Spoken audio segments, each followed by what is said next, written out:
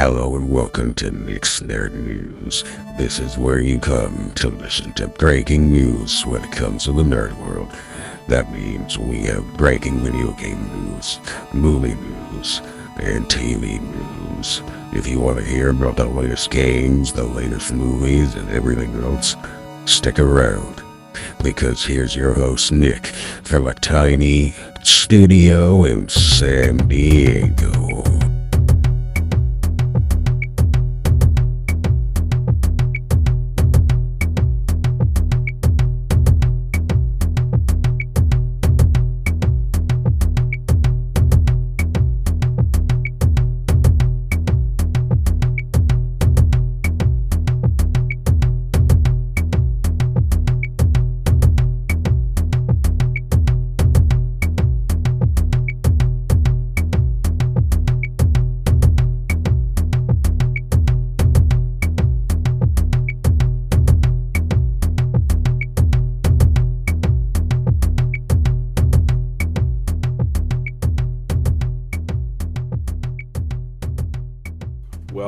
Well, hello, and how is everyone doing today? You guys have a good Christmas yesterday, first night of Hanukkah, if you guys celebrate, whatever you do, whatever you don't. I'm not here to judge. Hopefully you guys got what you wanted. You got to hang out with family, friends, do whatever you want, relax from work, hopefully, most of you. So, I got what I wanted, and we're going to talk about it today, because it was the MetaQuest 3S. My first virtual reality headset. I've only used a Quest 2. I've not used a regular 3, so I can't compare it, but the 3S is actually really great. I can wear it with my glasses, which is a huge, huge boon. I'm eventually going to get the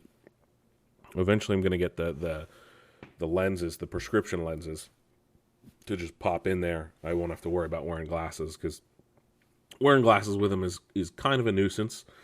Not a huge problem, really, though. It's not a huge deal, but that's okay. That was my Christmas. I got some stuff for my grill as well. I recently bought a smoker. Don't worry, I'm not gonna inundate you guys with smoked meat stories. But we're gonna have a special guest today. My friend Moses is gonna come over. We're gonna talk about that Superman trailer.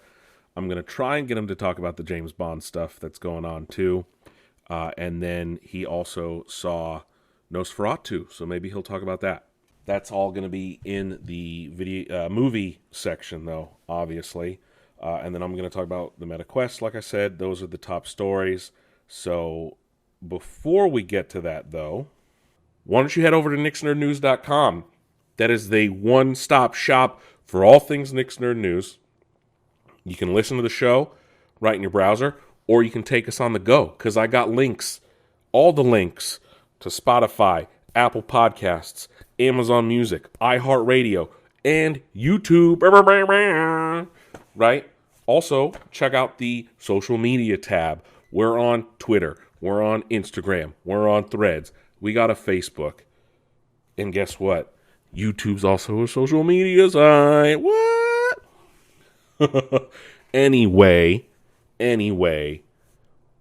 let's not waste any more time and get straight to the news, shall we?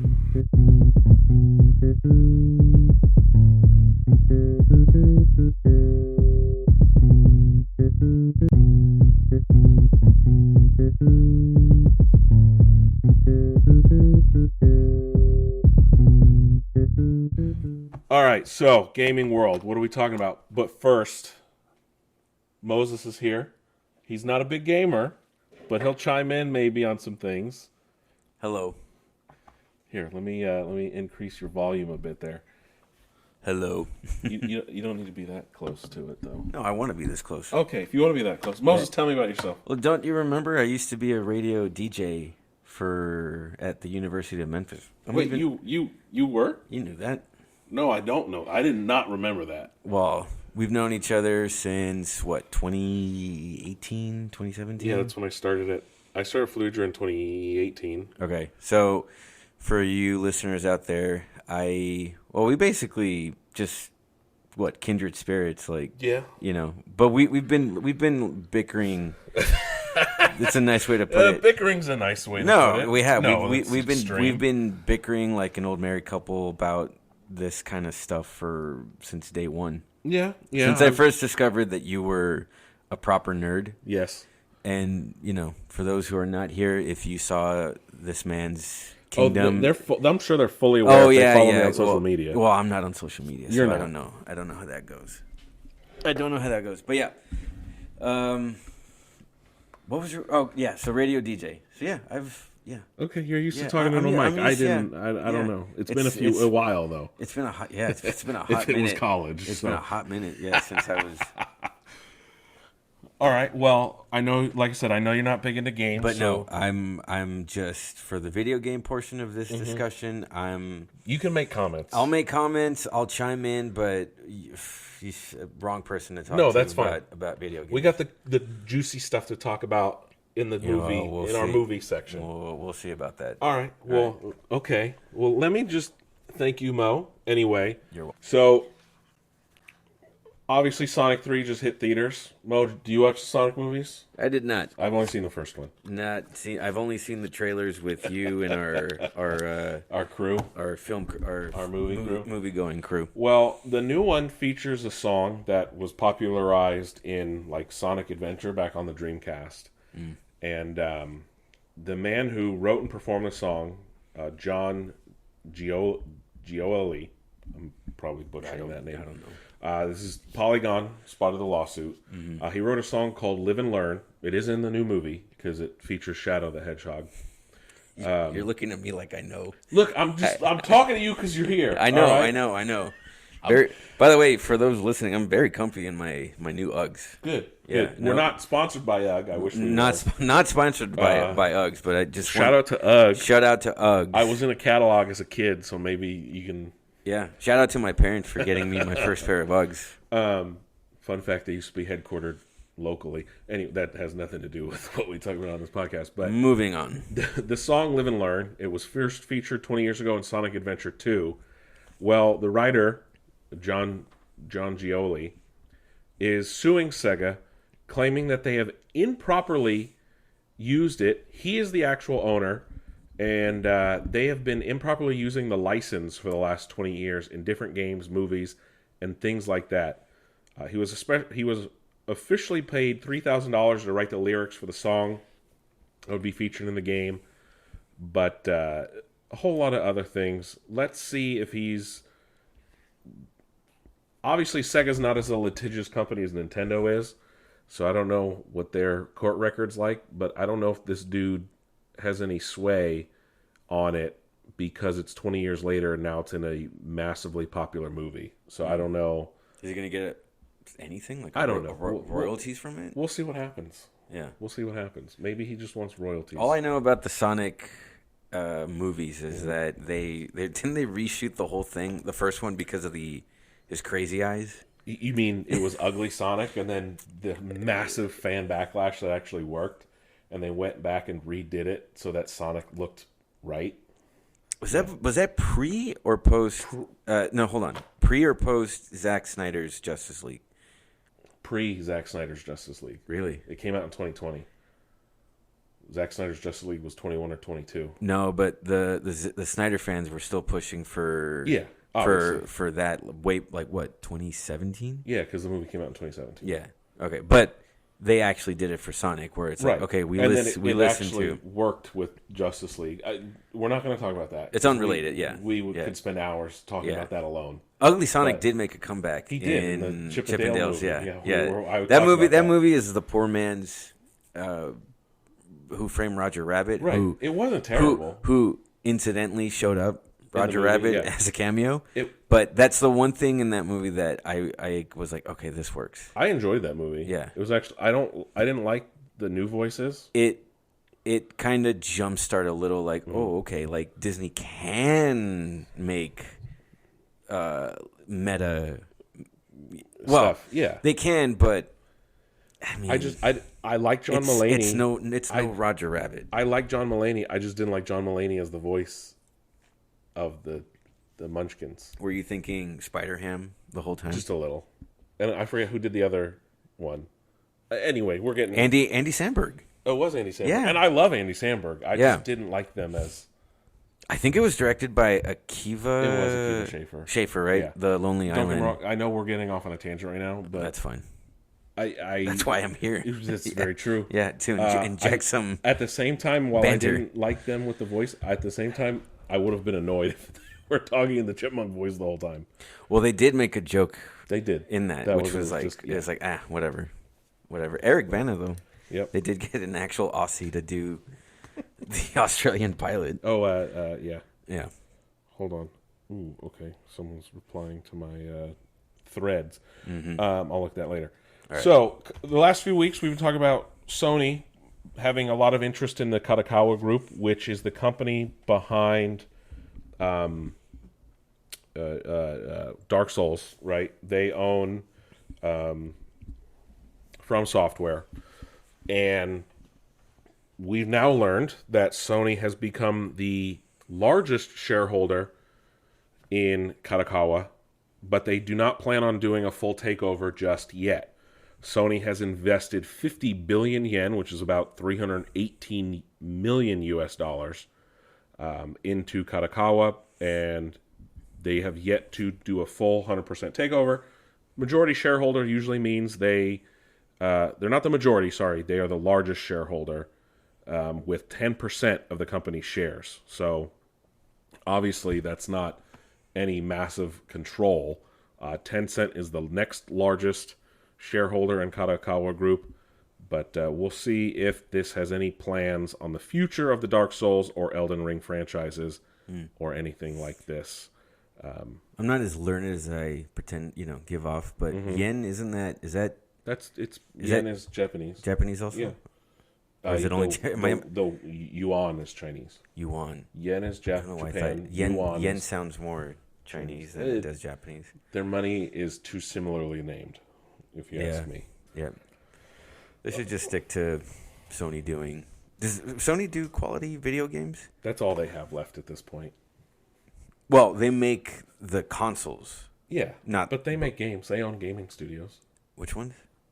They own Santa Monica, which does the God of War. They okay. own Naughty Dog. No, which okay, I was does- gonna say Naughty Dog, yeah. right? Okay. They Oh own, yeah. Okay, then they're They solid own in that. Bungie and a couple others. I mean, we can get to it later, but I did listen to your previous podcast about Craven Last week, last week, just to kind of sort of prep myself for this podcast. But I mean, it's no secret. Sony, stop the with director, the head of Sony Studios, the worst movie I've ever released. Movies are later, but like, Yeah, I'm just I gonna get comment, it. Yeah. This is the worst performance I've ever had in the 17 years I've run the studio. Like, yeah, bud. Yeah. I mean, I don't know. Just sell it for parts. They're stopping. Sony. I hope they sell No. Spider-Man I'm too. saying the movie studio itself of No, Sony. they own Columbia. They own Columbia Pictures and TriStar. Sell it to. I don't know who you would sell it to. Right, because consolidation even more. I don't want it to be sold to Disney or Apple. No. Oh, and not Amazon. well, there's especially Amazon. Yeah. Especially, we'll get to Amazon. We'll get to that struggles. We'll get to later. that. Moving on. Star Citizen, the game that continues to never have a release date, finally hit Alpha 4.0. You don't really hear about Alpha 4.0 in a lot of things. So, the chief developer, Chris Roberts, is saying that the development is going, quote, a much longer than anticipated development process, unquote. Cloud Imperium Games is the game behind it. It's been over 12 years since crowdfunding began. I've talked about this at length before. I don't think this game is ever actually going to hit a final release or ever come out. They have all the money. I don't know why people keep giving money. But yeah, Alpha 4.0. We have a new Steam report. And it just goes to show you that people do not play new games. While the numbers are up from the previous year, Steam Replay has been released. And only 15% of playtime across all of Steam, that is all Steam players, only 15% of playtime was spent playing games released in 2024. So that means most Steam users are playing games released 2023 or earlier. Let's be realistic, probably even older than that. Older than 2023 at least. So even with Pal World, Black Myth Wukong, Helldivers 2, and Banana, we talked about that over the summer, all coming out this year, and Path of Exile 2 and Marvel Rivals, still most of the time was still spent playing games released before this year. 47% of playtime spent by all Steam users was in releases from the last 1 to 7 years. So there you go, about 50% played games that are a lot newer, and 37% in classic games. That means they are 8 or more years older, including, as one author put out, Civilization 6 is what they're playing, and that game came out almost a decade ago, so it makes sense. But it just goes on to show you that while new games are a big presence in the gaming world, people are still playing older games. I can't say the same for me because obviously my number one played game this year is Call of Duty Black Ops 6, and that came out just a couple months ago. Fatal Fury is making a comeback after nearly 30 years, the fighting game franchise, which I think a lot of people were shocked by. It's an SNK game, which do people even know what SNK is anymore? Do they develop a lot of... I know I'm just talking at you, Mo. Don't worry about answering. It's a rhetorical question. SME is. Yeah, no. The first Fatal Fury came out in 1991 as part of that fighting game boom in the early 90s. Street Fighter. Hey, not to cut you off, but you are, speaking of these acronyms. What? You are an SME. What is that? Subject matter expert. Yeah, I am. Yeah, when it comes to the regards of a lot of stupid things. Did you know that? Okay, quick tangent. Did you know there's a new Pop Culture Jeopardy? No. Yeah, it's on Amazon. I saw a preview for it yesterday. It's teams of 3. Oh, I thought you were gonna say it's hot garbage. No. I haven't watched it yet. Colin Jost hosts it, which... Oh. What? But all right. I realized I could dominate this with the right team. Oh, yeah. You, me, and maybe like... Well, my brothers, I know for sure. Well, yeah. My cousins, I know. But I alone could dominate. Mm-hmm. But I think me and maybe a couple other people that I know, you included, would just destroy. I think. Is this pop culture everything? It's not. I'm not sure. I haven't watched it. I just saw a trailer for it. It just came out. It just started. Wait, do they have the rights to say what is? Yeah, it's an official Jeopardy product. Okay. Yeah. Colin Yost. Okay. Jost, whatever. Jost. Do you not like Weekend Update? I haven't seen SNL since I watch clips all the time, but like Weekend Update's always the best part of every episode. No, because once I go down that rabbit hole, I just end up watching a bunch of Norm Macdonald's old stuff. Old Weekend Updates. I get it. But anyway, SME is what you are. Yeah. In the realm of video games. There has not been a new Fatal Fury since 1999, which begs the question, how will it compare against the modern lineup of fighting games, right? So it will be called Fatal Fury City of Wolves. It comes out next year. Oh, we talked about that during the Game Awards. That was announced during the Game Awards. I knew it had been a long time since the last one. But yeah, 26 years since the last release in the Fatal Fury franchise. Will it be able to compete, though, like I said, against the DBZs and the Street Fighters and Tekkens of the modern era? But we'll see. And then we've been talking about all the money that Riot Games and Netflix spent on Arcane, the adaptation of their League of Legends show. That's been quite a success for Netflix. A new report has come out that the $250 million 2-season show was not a financial plus for Riot.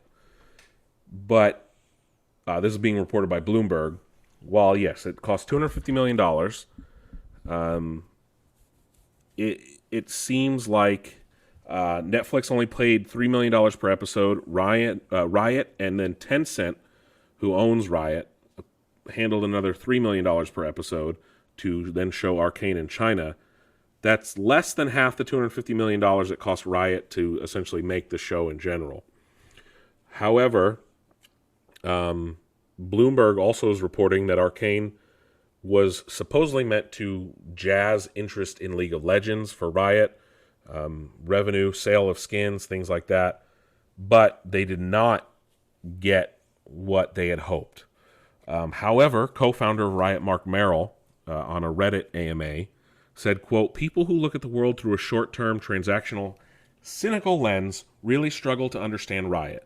This has been true with various people trying to claim that high-quality free games won't work, that esports will never work, that our music was insane, are now saying Arcane wasn't awesome and worth it.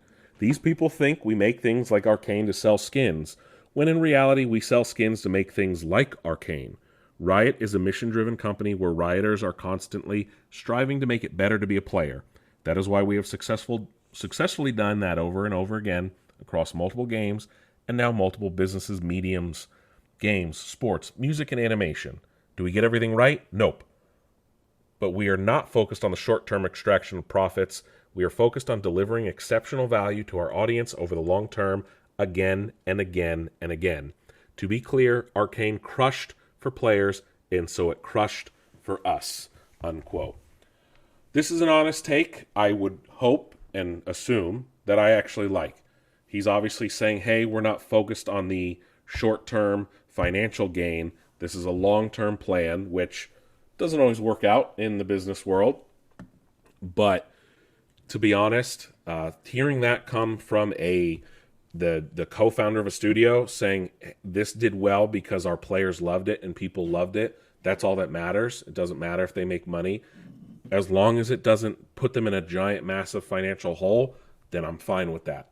Because then you could always have the shit storm that was created from the Halo show. And you know how I go on and on about video game adaptations and how a lot of them are shit, but every time that they do something that actually just follows the story from the game, it ends up working. Well, I don't know why I said it well. Yeah. But I mean, not to actually, but okay, that's subjective. It is. In the sense of, just okay. Earlier offline, we were talking about God of War. Mm-hmm. If and when they do that's neither here nor there. But is the story of God of War in the video game good? Yes. But in the new ones. Okay, but is it filmable? Filmable in the sense of like, for those of you who do not know me, yeah, I am,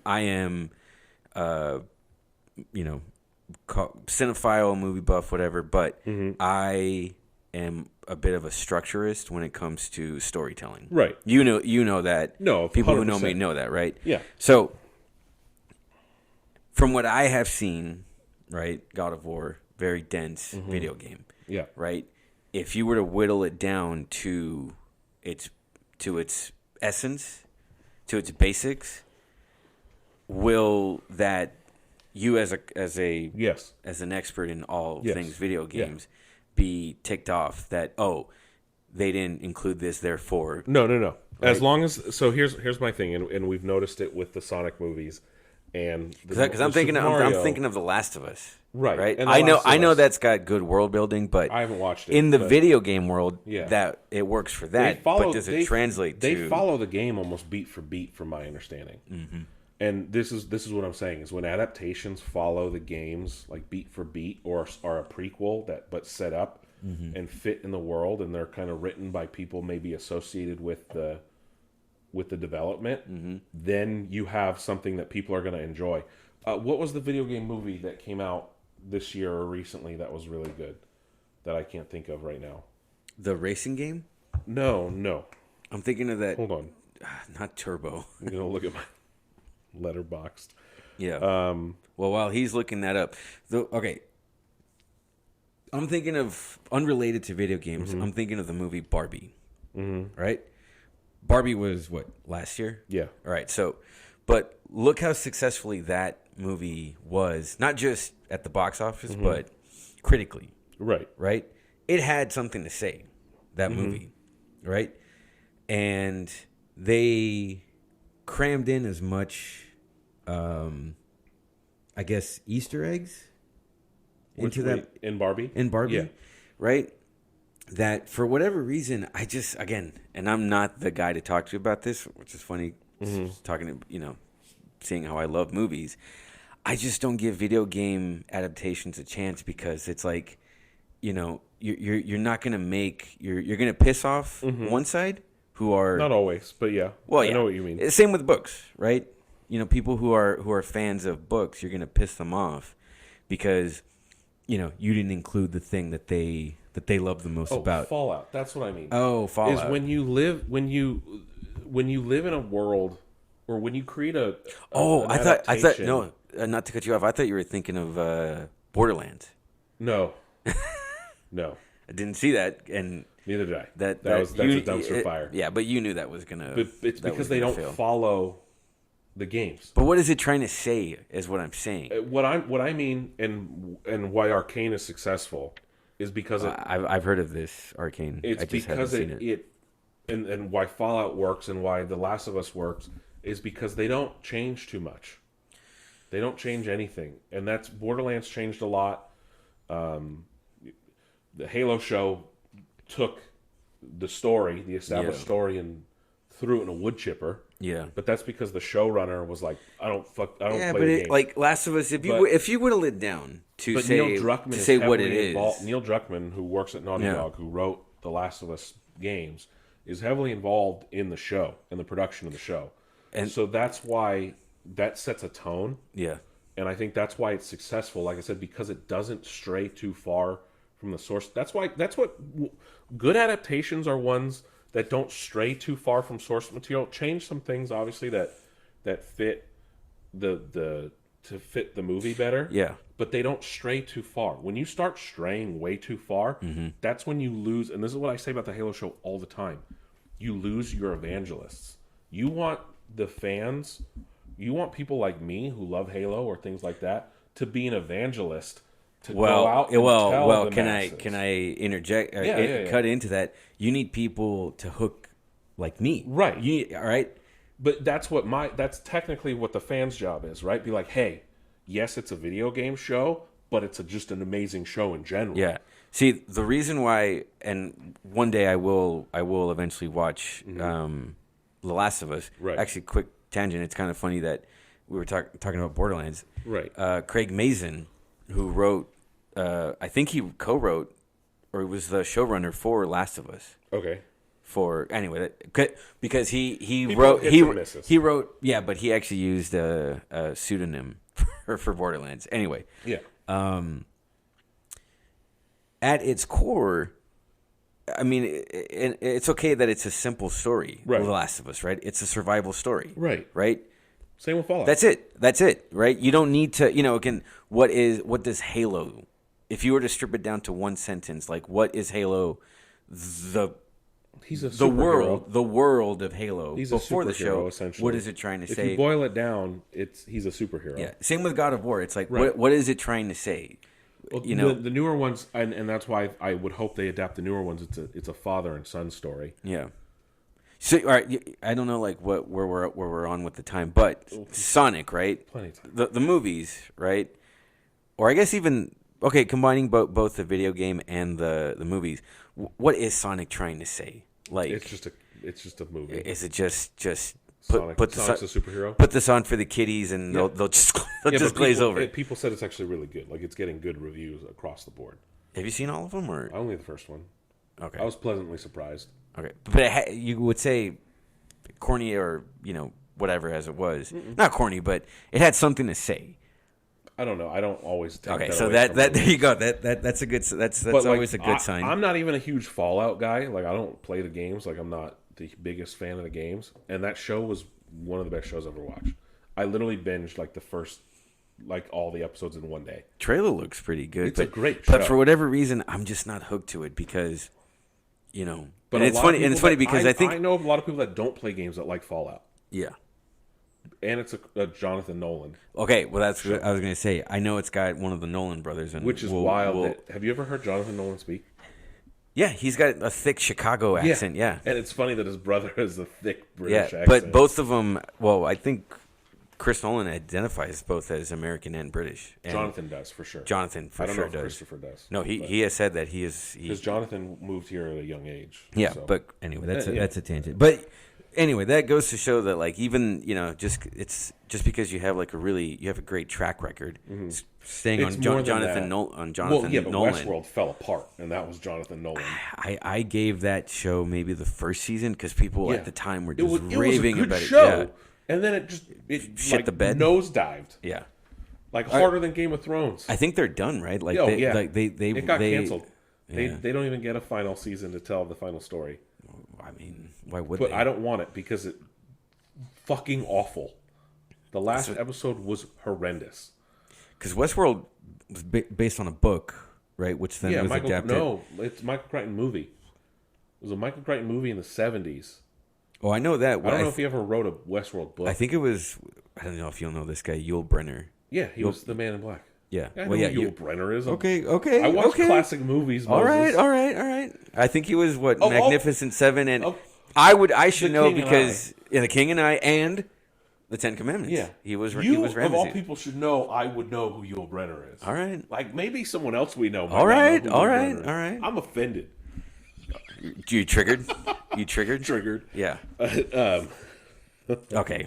Anyway. Okay, but anyway. So yeah, the source material. Yeah. Trying to If you get stick back to on it track. as much as possible, I think you have a success. Does it always though? Most of the time. Because again, not to get Witcher. we're getting into The Witcher. Man, I have no idea. Look at why Henry Cavill left. They were straying too far from the books. I can't know. I can't wrap my head around the Witcher because I just don't. I just see, this is what I'm saying. Guys like me, I am the voice of the general audience. Right. I mean, I don't speak for them, but again, you need people like me. You don't want to cater to people like me, but you need to get people like me on board to evangelize. yeah, And when but you it's don't also when you don't have the YouTubers in the space, the lore people, the big fans. that's why I think it's we're an not evangelizing- overstimulation if of we're not, content. I know. And I hate there is that too. Don't get me wrong. I hate using that word There is- content, but there is that. That's where but we're at. what I'm saying is, you need people to evangelize, and not just paid influencers. You need people like me to be an evangelist and be like, "This is good, regardless of if you play the games or not. This is a good thing. You don't need to play the game to understand it." Mm-hmm. Whereas the Halo show was just like it was trying to be everything but Halo. It would have been a fine sci-fi show. Look, I'm standing here and I'm looking at a wall. I'm being metaphorical here, right? I'm not literally looking at a wall, but I'm looking at a wall of like this library of stuff that's out there, stuff that I should be on board with because it speaks to my likes, right? As a fan of things, right? Fan of okay, I don't play video games, but I enjoy survival stories, right? Yeah. Especially when it's more focused on a surrogate, father and daughter kind of stuff. That's right? The Last of Us. But I know what I'm saying is just you look at this wall of things out there, and I'm like, oh my god, Yeah, like, I know. where to begin? Yeah. So it's not about like you could evangelize, but you also There's have still to. too much stuff. There's still too much things stuff. I haven't watched because what I just don't I'm have getting the to at time. is like I have to come to it. It's like I have to have come to Jesus moment, so to speak, where you have to let me. You could preach to me, you could evangelize, but you it's need like to have I'm still not going to be like but I'm not convinced. Yeah.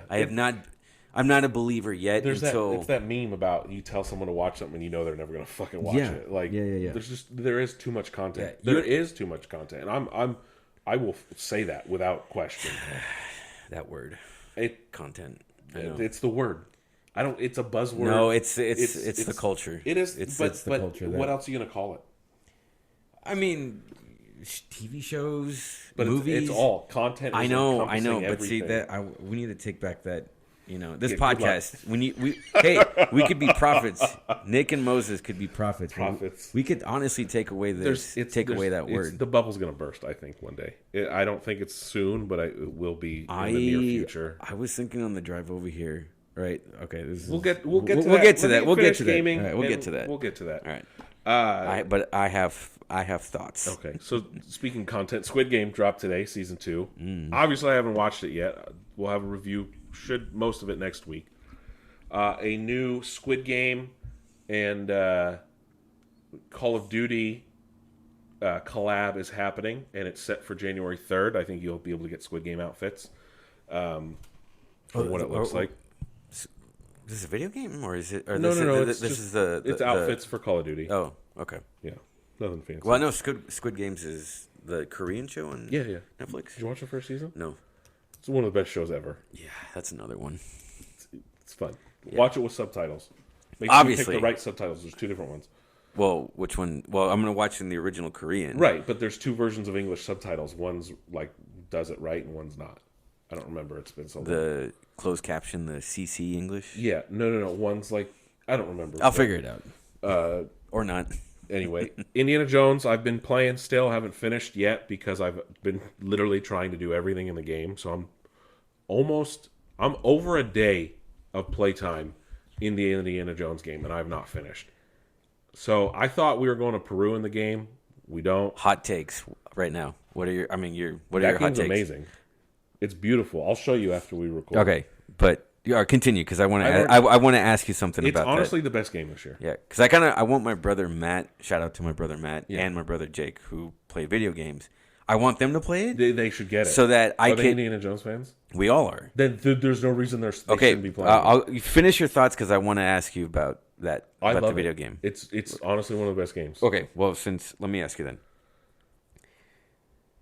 If you're gonna consider what's the title of the video game? Indiana Jones and the Great Circle. It makes sense. Okay. I when you play it, it makes sense. Sure. In the trailer, all right. Anyway. Me being me, I would have, of course, me and everyone and their mother would say I would have picked a better title. Same. Anyway, I said that when it first got announced. If you consider all the media of Indiana Jones movies, I'm not going to count. No, forget the Young Adventures of Indiana Jones, right? So you're fine. Never seen them, but considering the movies, yeah. Where would you rank? What is it? The Great Circle? Yeah. Yeah. Because it feels like a movie. It's got 4 hours of cutscenes. Yeah. It plays out really well. Troy Baker does a very good Indiana Jones. Honestly, in terms of movies, I'd probably put it at 3. Okay. So Last Crusade is my number 1, and I know people think I'm weird for that. No, but whatever. No. It's Last Crusade, Raiders, and then I would put Great Circle now. Okay. Then Dial of Destiny. Oof. I like Dial of Destiny a lot. Oof. And I always have this thought in my head. I always forget that Indiana Jones, like there's fantastical things that happen, but I always forget that Indiana Jones has always had you people can't see. You listeners can't see. I'm shaking my head at Nick. Look, there's always these fantastical elements of Indiana Jones that I forget every time I watch or interact with anything Indiana Jones. Then I would put Crystal Skull. And then I do not like Temple of Doom. And I know people like Temple of Doom. Yeah. I do not like Temple of Doom at all. So Temple of Doom is my bottom. Okay. But I like Dial of Destiny more than... And I used to like Crystal Skull. Crystal Skull... Dial of Destiny is better than Crystal Skull. Disagree. That's fine. That's fine, but that's your opinion. It's a valid opinion. It is. Your opinion is valid. Yeah. Ish. No, it is. We won't get into tangents, but I just wanted to ask about the circle, the Great Circle, because well if it does, George and Stephen were heavily involved, and you can feel their. Well, actually, speaking of not getting on a little tangent here, you had mentioned the video game awards. I'm like, was thinking, didn't I see a clip where Harrison Ford showed up there? They were talking about it, and he was like acknowledging what's his name, Troy Baker. Troy Baker. He's like, this guy, yeah, like pretty good guy. Yeah. Okay, what I was gonna say about this is the franchise in movies. I think is dead. Leave it alone. Yeah. Don't touch him. You're the only person. Right? You're not the first person to say this. IGN had an article about the future of dead IP. I think the video games. Mm-hmm. Yeah, Indiana Jones. If they make another one, I'll gladly take it. Because you could always take those. Do they call them what? No, not cutscenes. Cutscenes. And people put them on YouTube as a movie. Yeah. That like okay can live in my mind because it's like don't make it into like an animated show either. No, like no. It's fine as a game because it lets people play. Yeah. I think once George and Steven are gone, it lets people make their own. It's like the what is it? The choose your own adventure. I think books. once George and Steven are gone, though, I think it really needs to be. Well, if the video games are, but then again, video games. Star Wars is different because you can play around. That's a sandbox. That's very easily. That's a whole. You can play around with a lot of people. Indiana Jones is not a big sandbox because you're limited. Well, not yet. Not yet. But no. You have the 30s through the 60s. Hey man, aliens. Sorry, interdimensional what does he call them? Maybe you put interdimensional beings. Maybe you put games within that time frame between when Temple of Doom happens and when anything Dial is of possible. Destiny. I understand. Anything's possible. I understand, but I think when you don't have George or Steven involved, I think that's when it kind of gets. No, you can feel their fingerprints all over it. No, I disagree with that. Okay, Steven Spielberg, yeah, because like you go to Siam in the game, Thailand now, but it was Siam then anyway. This is why I think Kingdom of the Crystal Skull is a much better movie than Dial of Destiny. And people shit on Crystal Skull. You can, I think time will be kinder to it. Like everything in the long run, because I not too long ago I watched Dial of Destiny. I'm like, okay, I let some time pass and meh. But then Kingdom of the Crystal Skull, I'm like, this guy doesn't hold up. This guy, okay. CGI wise, it doesn't hold up. Forget that stuff, right? I'm talking this guy Spielberg. He's got some restraint, and some integrity. I'm not saying that James Mangold doesn't. He's just a different cut.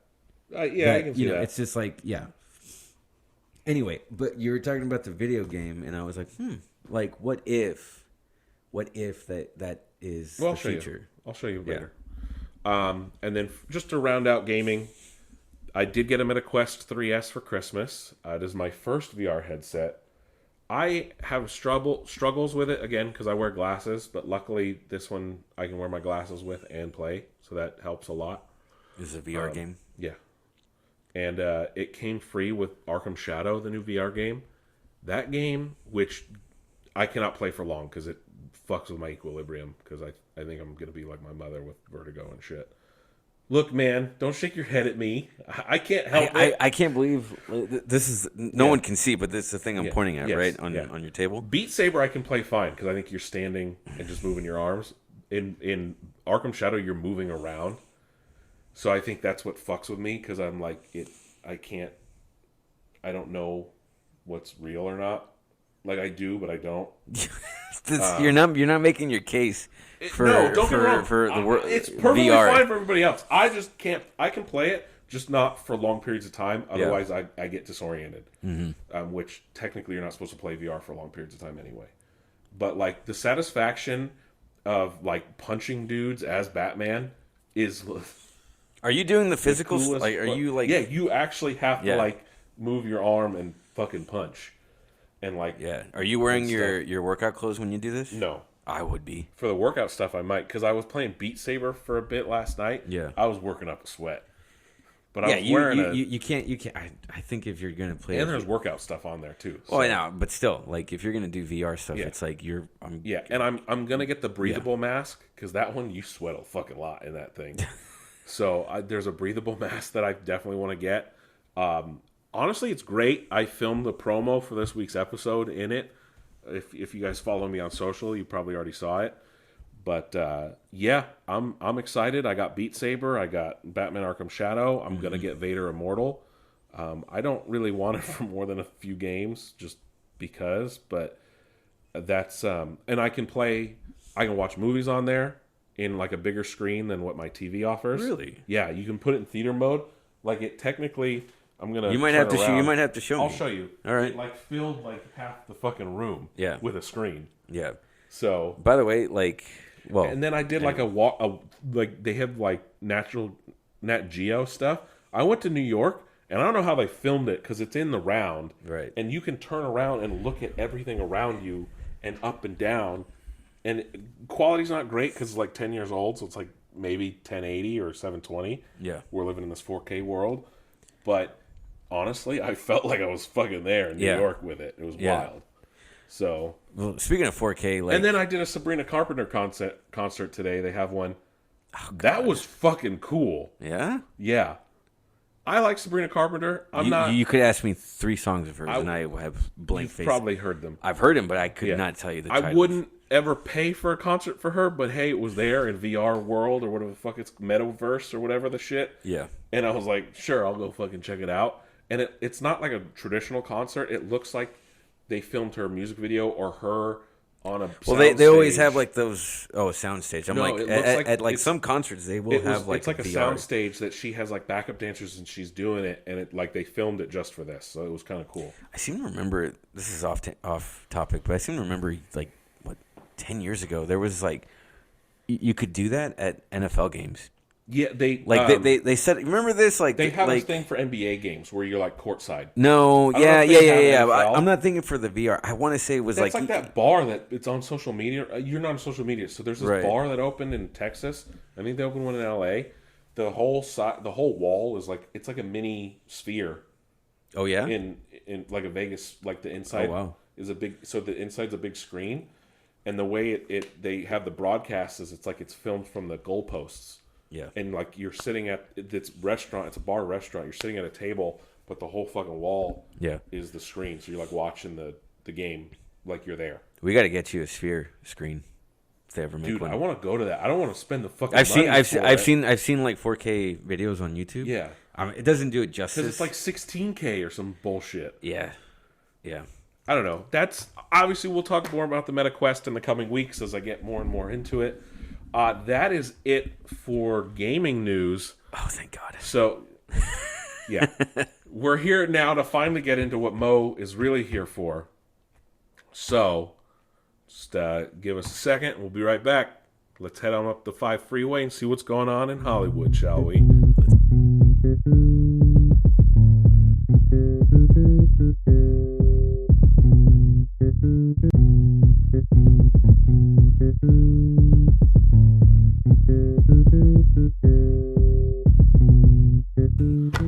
All right, it's time to look up, Mo. Yeah. Because that Superman trailer dropped a week ago. By the way, we haven't. Merry Christmas. Merry Happy Christmas. Holidays. I said Happy that New in Year. the hour before we did. you got Okay, here. well, I wasn't. Well, You were not here. Yeah, I mean, we hugged it out, but we did not. We hugged it out. We didn't. And to you, listeners, Happy Festivus. Sure. Was Monday. Yeah, I see that. By the way, people can't see. Speaking of Festivus, I noticed over there you have your little Lego Seinfeld diorama. I've talked about that. Okay. I got a lot of problems with you people, and you're going to hear about it. Okay. All right, Frank. All right, Frank. No. Yes. Merry Christmas. Happy Holidays. Happy New Year. Happy Hanukkah. It's day 2. Happy Hanukkah. Yeah. Hanukkah ends on my birthday this year. Yeah. In January. It's weird for Hanukkah to end in January. Yeah. Well, Christmas Day is now over. Wait.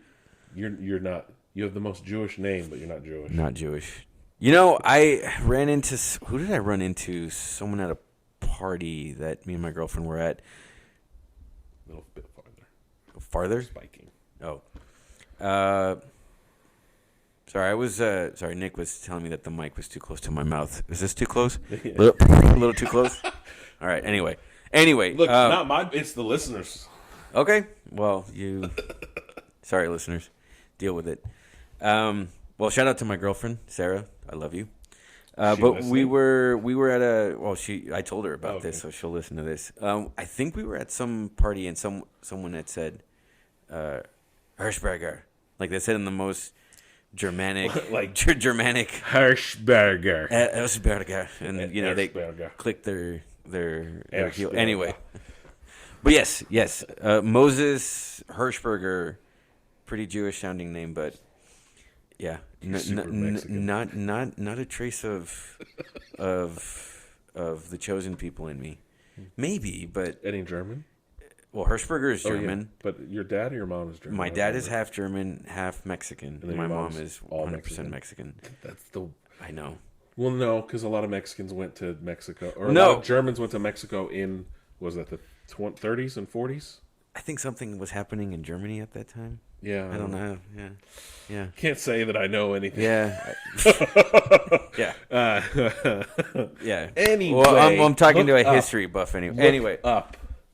Do you want to look up after watching that trailer? Look up. Look up. Oh, look up. Oh. That's the whole gist of it. Like Well, I believe. I saw I posts do of believe. people are like, hey, like, don't Supermans are for your generation. Don't shit on. For some people, Man of Steel is Superman. Yeah. Some people, Brandon Routh is their Superman. I've been stewing on this trailer for a while, and you know what? I'm not going to name drop other YouTubers or Why? podcasts. Please do. I do all the time. I just don't know what the rules are. Oh, there's no rules. Plus, I don't. Say off who the it top is of my and- head, I don't know. I'll say this in general, and I will voice my opinion. I'm just there's stuff to process here because for those of you who know me who are listening, and for those of you who don't know me, know or will now know that I am a huge Superman fan. Big one. I love Because I Superman. don't really like Superman. I know. You and I have had many a talk. But you know I'm a huge Batman fan, so it's like... Listen, man, I love me some Batman too. I know now people are going, oh, okay. No. Listen, I'm not really the type of guy that goes, oh, DC's better than Marvel. No, if it's They're good, different in their own right. forget that. And If it's good, it's good. Just to interject real Right? quick. Sure. DC movies can never be like Marvel movies. They should have never have tried to have been like 1,000%. just do your own thing, man. Right. That's what I'm But- from day one. But From day one, audiences anyway. want it. But DC Oh, as this a is going to whole- be a fun hold on. talk. DC as a whole is completely different. Is a different vibe than Marvel, even comics wise. Well, yes, but I'm not even looking at it. Forget. Oh, I no, mean, no, yeah. I look. The MCU have established themselves. They have. Like they're too big to fail. Right. I don't know if that's one of the topics in our It's not, but- but we can No, add that we're to going the to talk about topic. Superman, the James Bond, and you're going to talk about. Oh and Nolan. no. We've got some stuff. You've got your work cut out for you, buddy. I know. On this episode. We're going to have a long episode today, folks. Yeah. Buckle up. Buckle up. Hey, but the power of editing. You know. I don't edit. You can edit. I could, but I don't. Okay. We're at an hour already. All right. Ooh. All right. Anywho. No, the flow is fine. This conversation flow. No. people will Yeah. listen. That's whatever. But You will listen. yeah, you will believe, listeners. Obey. You will obey. I love Superman. Yeah. I know. I'm gonna go just on a quick little tangent. I've been following this guy since I was 17. Who?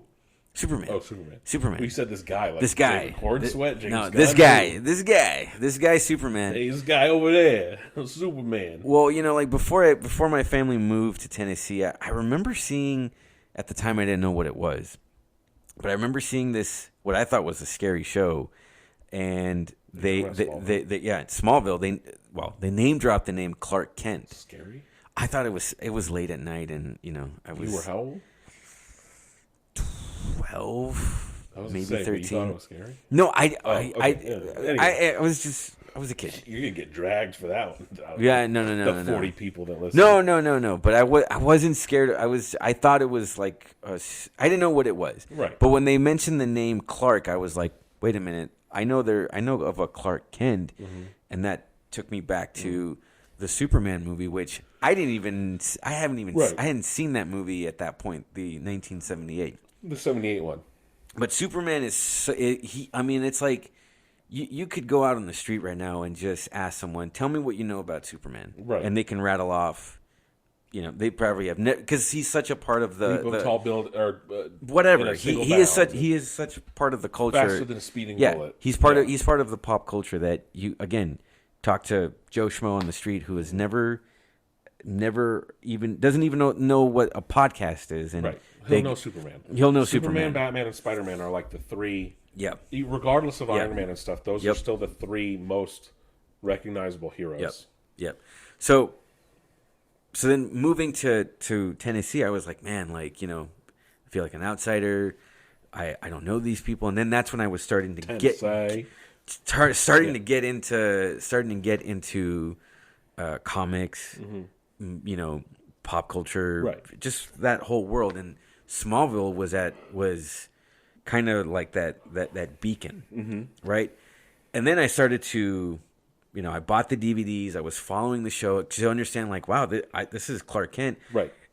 and if I know where they're going with this show, when it ends, they're gonna show Tom Welling as Superman at some point. I saw some some Facebook posts the other day about little did I this know, show just fucking baiting us for the whole. Little did I run. know that while this was happening, Warner Brothers was trying to get a Superman movie going, Separate from the separate. returns.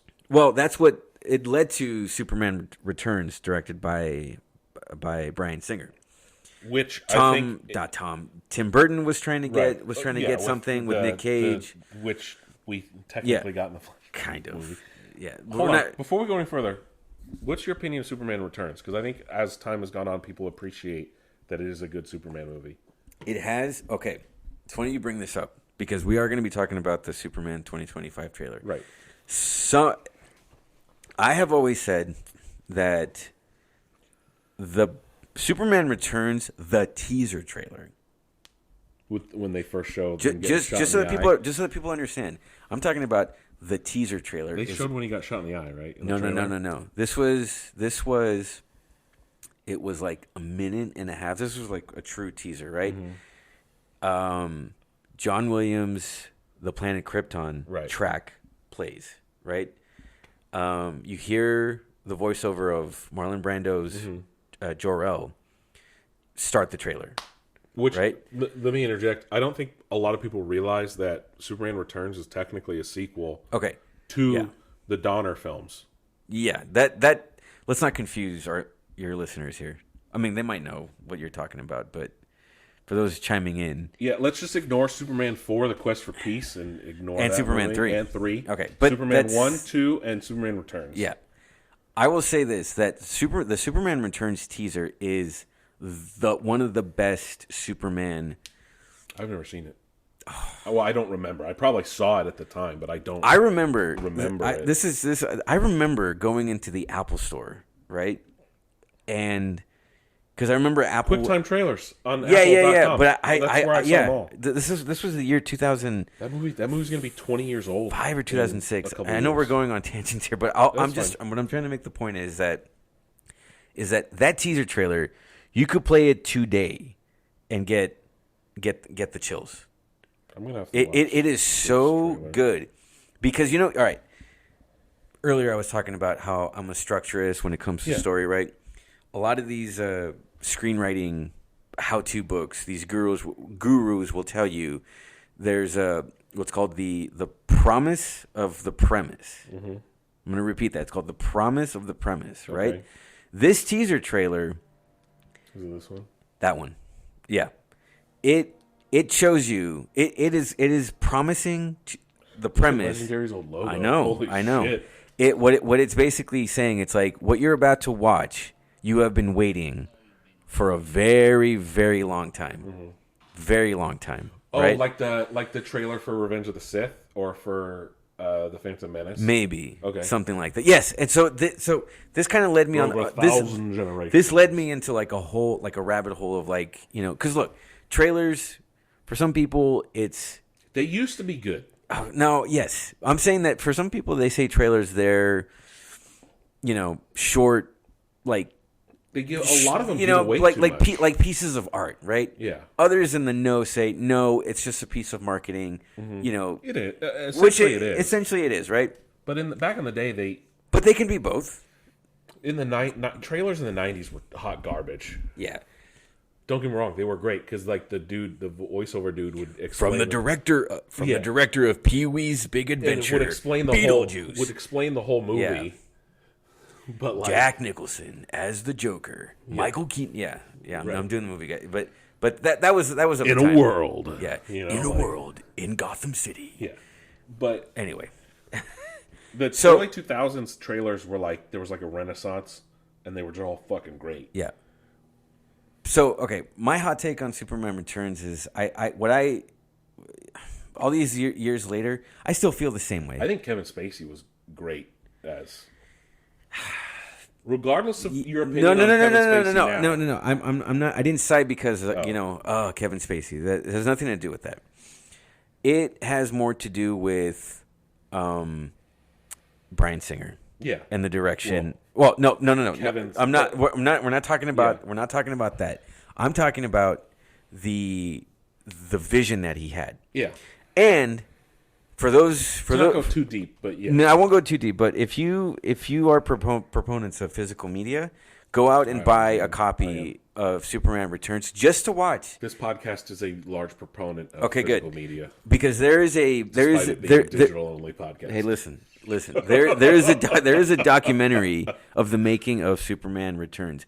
I have seen this documentary more than I have the actual movie because I'm watching it like a sports commentator doing a play-by-play action of like, what the fuck were you thinking, guys? It's like this play is all wrong. Blah, blah, that's blah. Bryan Singer with X-Men too. Okay. But anyway, what's your favorite Superman movie then? It has to be 1978. 78? Yeah. Not 2? It's been a minute since I've seen 2. Okay. As you can guys, they were filmed back to back. As you guys can tell, I am very passionate when it comes to Superman. If you didn't know, Superman 1 and 2 were filmed back to back by Richard Donner. Mm-hmm. So before we get to the trailer, I'm not the biggest Superman fan. Yeah. So in a nutshell, to those listening, I know my shit. Yeah. When it comes to exactly, Superman. and that's why it was perfect. He wanted to come on. I was like, sure. Yeah. Been a long time coming. No, I self-invited myself because I'm like, fine, and I have if you're gonna talk about Superman, I have to. I've been wanting people to come on. My favorite Superman movie as of now is Man of Steel, and that is because I felt I did rewatch it recently because I've been on the Superman high. Right, it's not bad. People I think shit on it for unfair reasons, and I get that he killed Zod at the end. Spoilers. For a 10-plus-year-old movie. It fit the tone. You know what? Superman, it's the same thing with the Batfleck. He kills. Like, Batman kills on occasion. If you play the Arkham games, those dudes are not getting... Technically, those guys are not getting up and walking away from those fights in the Arkham games. We were also talking offline about how, in the Golden Age, Superman was the... social justice warrior, not in today's terms, but he was a guy that I'm saying he was breaking down walls. Yeah, he didn't give a second's thought. He would do anything. Man of Steel is a great modern interpretation of Superman, and regardless of how you feel about Zack Snyder and grimdark and brooding and all this, I think that Henry Cavill being a massive nerd, I don't think he would have done that if he thought it was doing an injustice to Superman. It goes back. He wouldn't have stayed on that long. It goes back to what I was saying about the guy running the show, Bryan Singer. I think Brandon Routh could have been a great Superman. Yeah. Right? But because of the people running the show, Henry Cavill looks like the perfect Superman. He looks like the guy. Regardless of how you feel about the story Zack that Snyder, I still think that he was given.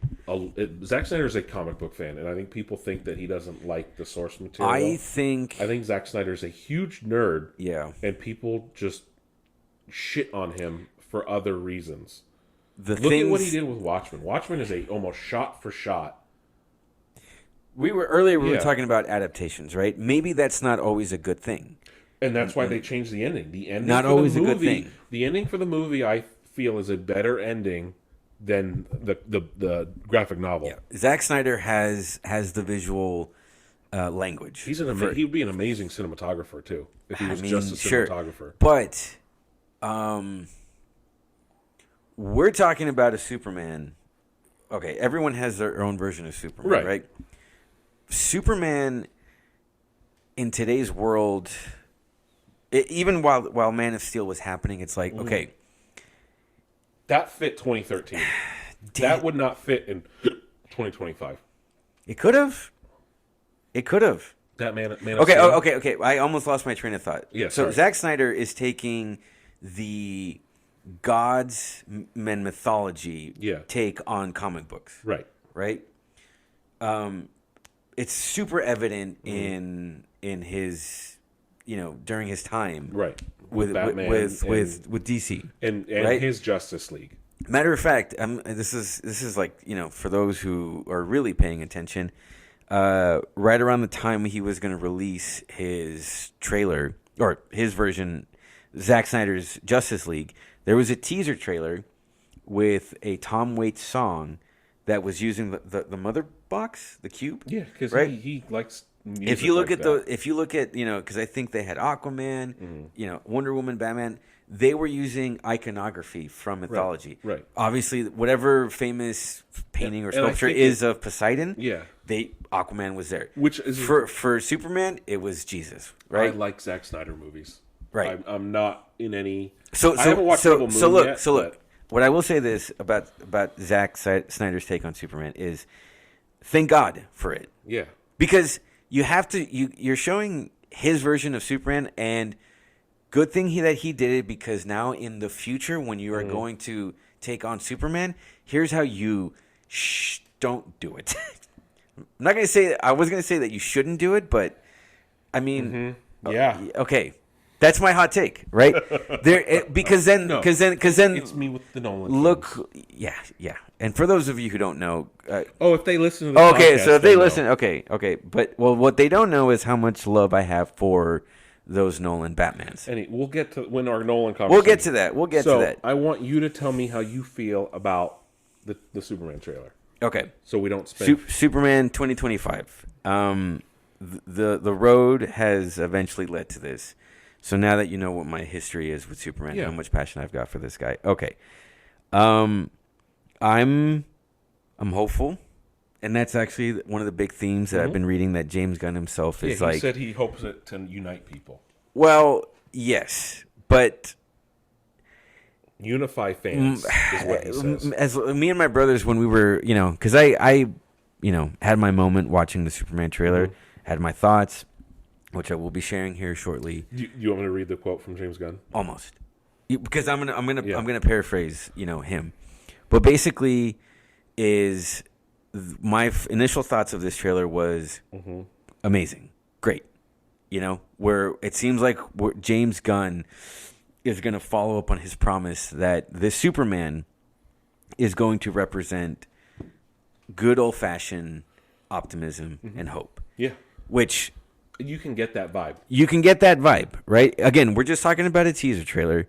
And yes, that Top Gun Maverick style, Superman theme by John Williams. He said he he used Top Gun Maverick as an influence. Yeah, he did. In the aerial photography and whatnot. But as soon as he said Top Gun Maverick, and I heard that electric riff, I'm like, oh, okay, we're in, baby. Like I think I got a good idea of what we're in for. What kind of worries me, but we'll see in context, is the amount of heroes in this movie for a movie titled Superman. Yeah, I think it can get bloated because of Gardner, which it's Nathan Fillion though, so I'm all on board. Forget about just one guy. We're talking Hawk Girl, not Hot Girl, Hawk Girl. Hawk Tua?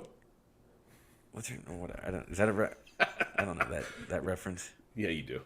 Anyway, Hawk Girl, Guy Gardner, a.k.a. Green Lantern, Metamorpho, Mr. Terrific, and the Engineer, and a couple others, and maybe Ultraman. And Ultraman. No, that's confirmed. Is it confirmed? Yep, that's the guy he's fighting. Confirmed? Okay. He's got he's got a U on his chest. It's Ultraman. Sure. Which and I'm shocked they're bringing Ultraman and possibly, in this and also possible other DC heroes that we're not aware of, because maybe they're hiding. They're being hidden, which is fine. That's fine. As long as you focus. That's fine. And I think for a tight, well, we can get into the speculation later, but that's for later. For what I think James Gunn is doing, and why he is involving these heroes, is because, and he's world building. It's world building, but he's trying. I think if he's trying to say anything in this movie, and this is just baseless speculation. I did read a post on Reddit somewhere that it's Reddit, so take it with a grain of salt. No, it's not. It's not a rumor. It's a speculation, which I like this idea that the heroes, Guy Gardner, Hawkgirl, Mr. Terrific, these are corporate heroes. Working for Lex? No, I believe it's For Bruce? No. James Gunn's brother, Sean Gunn, is playing. Oh, he's playing Maxwell Lord. Maxwell Lord, who was portrayed by Pedro Pascal in Wonder Woman 84. 84. Yeah, I think that They're working for him? Yes, because if you look at the set photos, right, you look at their uniforms, they are of the same cut.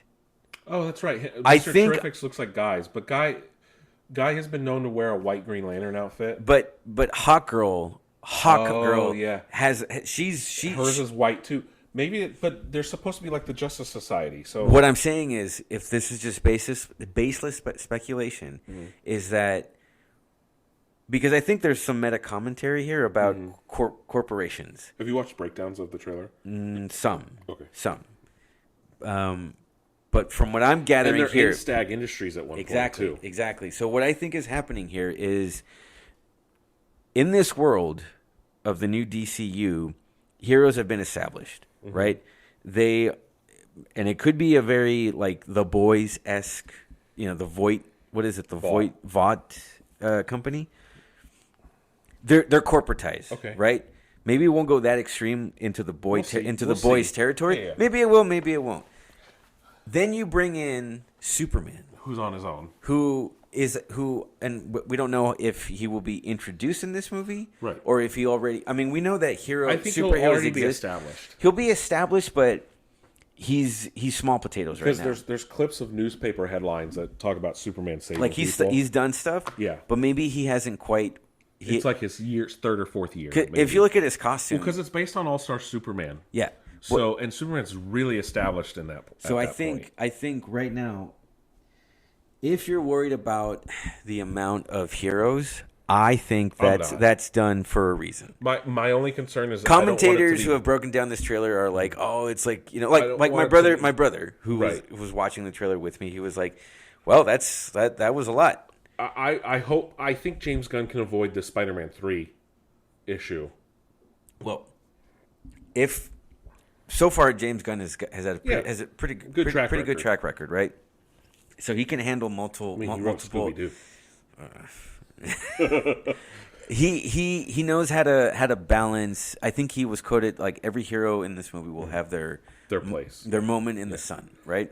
A lot of people are shitposting what they said from the director of Guardians of the Galaxy in the trailer. It's like, what, you want them to put Scooby-Doo up? Like, he directed... whatever. Like, oh, they're riding Marvel's coattails. Like, no, that's just a fucking movie he directed. Like Movies. Yeah, but my point is, it's like, okay, if James Gunn is going to uphold his promise of making a genuine, sincere, wholesome, old-fashioned, valued Superman... I think he will. It could work. This movie could work. Yeah.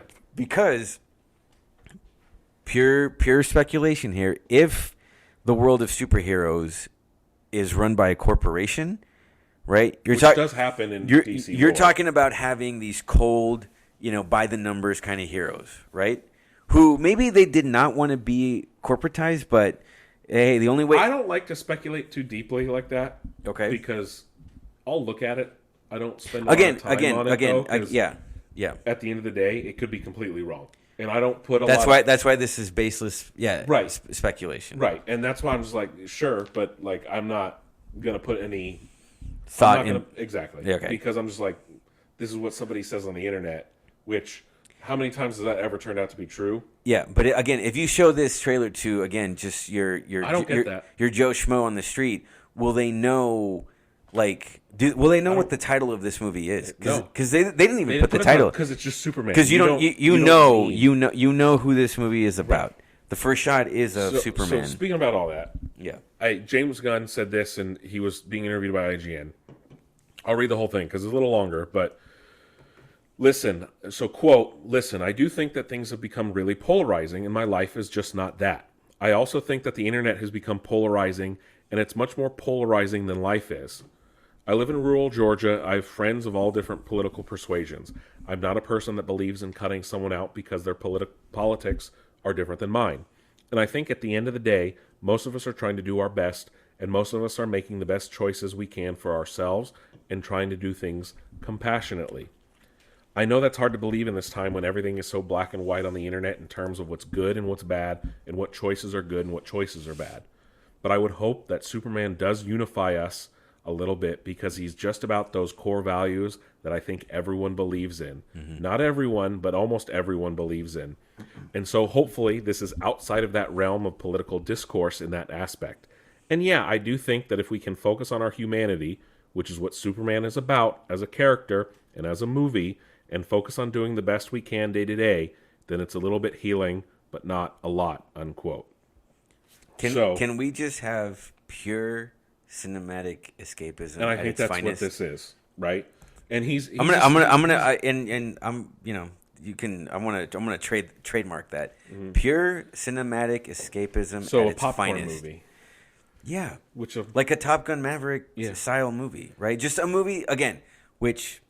and James Gunn is saying the truth. Like, Twitter is not real life, and I think a lot of people forget that. But it's kind of ironic because this is James Gunn and Peter Safran, starting a new cinematic universe. Right?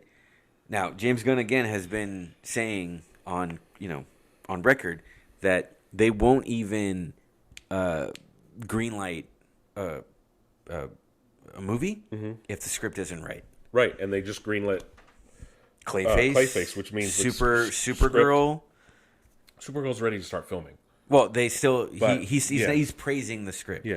Which kind of, I mean, I don't know how you feel about this because maybe Does that mean the Clayface script was written? Because I'm under the impression it was not. he said it was already written. Oh, okay then. Meaning, whether it was going to be made or not, Mike Flanagan could have always Just had it in his back pocket. like 'Cause he could have changed I Clayface talked to about- someone else. I talked about it last week. Flanagan's I been heard- on record I for heard. wanting to do Clayface, so I think he probably just had it. He probably had a treatment ready. It probably just needs to be. No, on his finished. downtime, Yeah. it's like, you know what? I'm just going to write a script. Yeah, Mike and Flanagan's a huge Clayface fan. So. Yeah. That's to me, it's like, okay, I'm very much of the mindset of we'll see. Yeah. So We'll see. Because, let's see, I haven't seen, for those listening, I have not seen Creature Commandos. I love saying for those I know, listening. but they're listening. This isn't a radio. Whatever. It's like This is my first. They're listening. This is my first podcast, people. All right, I don't know how this works, but remember I worked as a radio I know. DJ, so Yeah, you said that. Yeah, for those Made it listening, clear. I say those out in the interwebs. I haven't seen Creature Commando, so but First episode's cool. I'm not the biggest fan of the animation, well, but yeah, but we'll see. So far it's like doing okay. Speaking of Creature Commandos, Rick Flag Sr., played by Frank Grillo. Frank Grillo, is in I know. Superman. It's got a different look because from what I've seen in the set photos. He's got gray hair. In the show, he in this Gray hair. yellow Shirt. whatever. But maybe he just changes. He doesn't have to have the same outfit. It's animation. Whatever. Animation, they don't really change outfits because it's easier to just have one style. We'll see. And it just got renewed for a second season. But you're optimistic on Superman. Very much so. Same. Very much so. So it made me feel things. It did. Like good things. The music, which I was questioning if it was the John Williams theme at first, but then as it got more, the motion poster. As soon as I heard that, I'm like, all right. New Rockstars broke it down. It's not in the same key. No, it's not. It's in like they changed. They did their own spin, which I'm fine with. I'm fine with because, excuse me, as I have said, since I've gotten to know you, that. And it's kind of funny. We're going to be. You and I agree on this. Music's a big part of it. Yeah. But it's funny that we're going to be talking about James Bond. Later, is that soon Superman. The Superman themes by John Williams is the quintessential Superman theme. That's why Danny Elfman brought it back when he did the music for. What Hans Zimmer did with his take on Superman. That's a good one too, though. That's a good one. It's what I like to call a reflective Superman, right? Mm-hmm. It almost like, not to sound pretentious here, but it kind of speaks to the soul of Superman, aka Clark Kent, right? great theme for for Zack Snyder's Superman, right? Mm-hmm. And you can do a Superman theme however you want, but let's face it, John Williams Superman, like Yeah.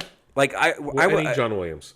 my dad and I about a week ago we had just watched the Christopher Reeve documentary, and How is it? I haven't watched it yet. oh, it's great. good? Oh, it's so good. Superman. Super slash man. Yeah. Yeah. Recommend that you guys watch get it. to it.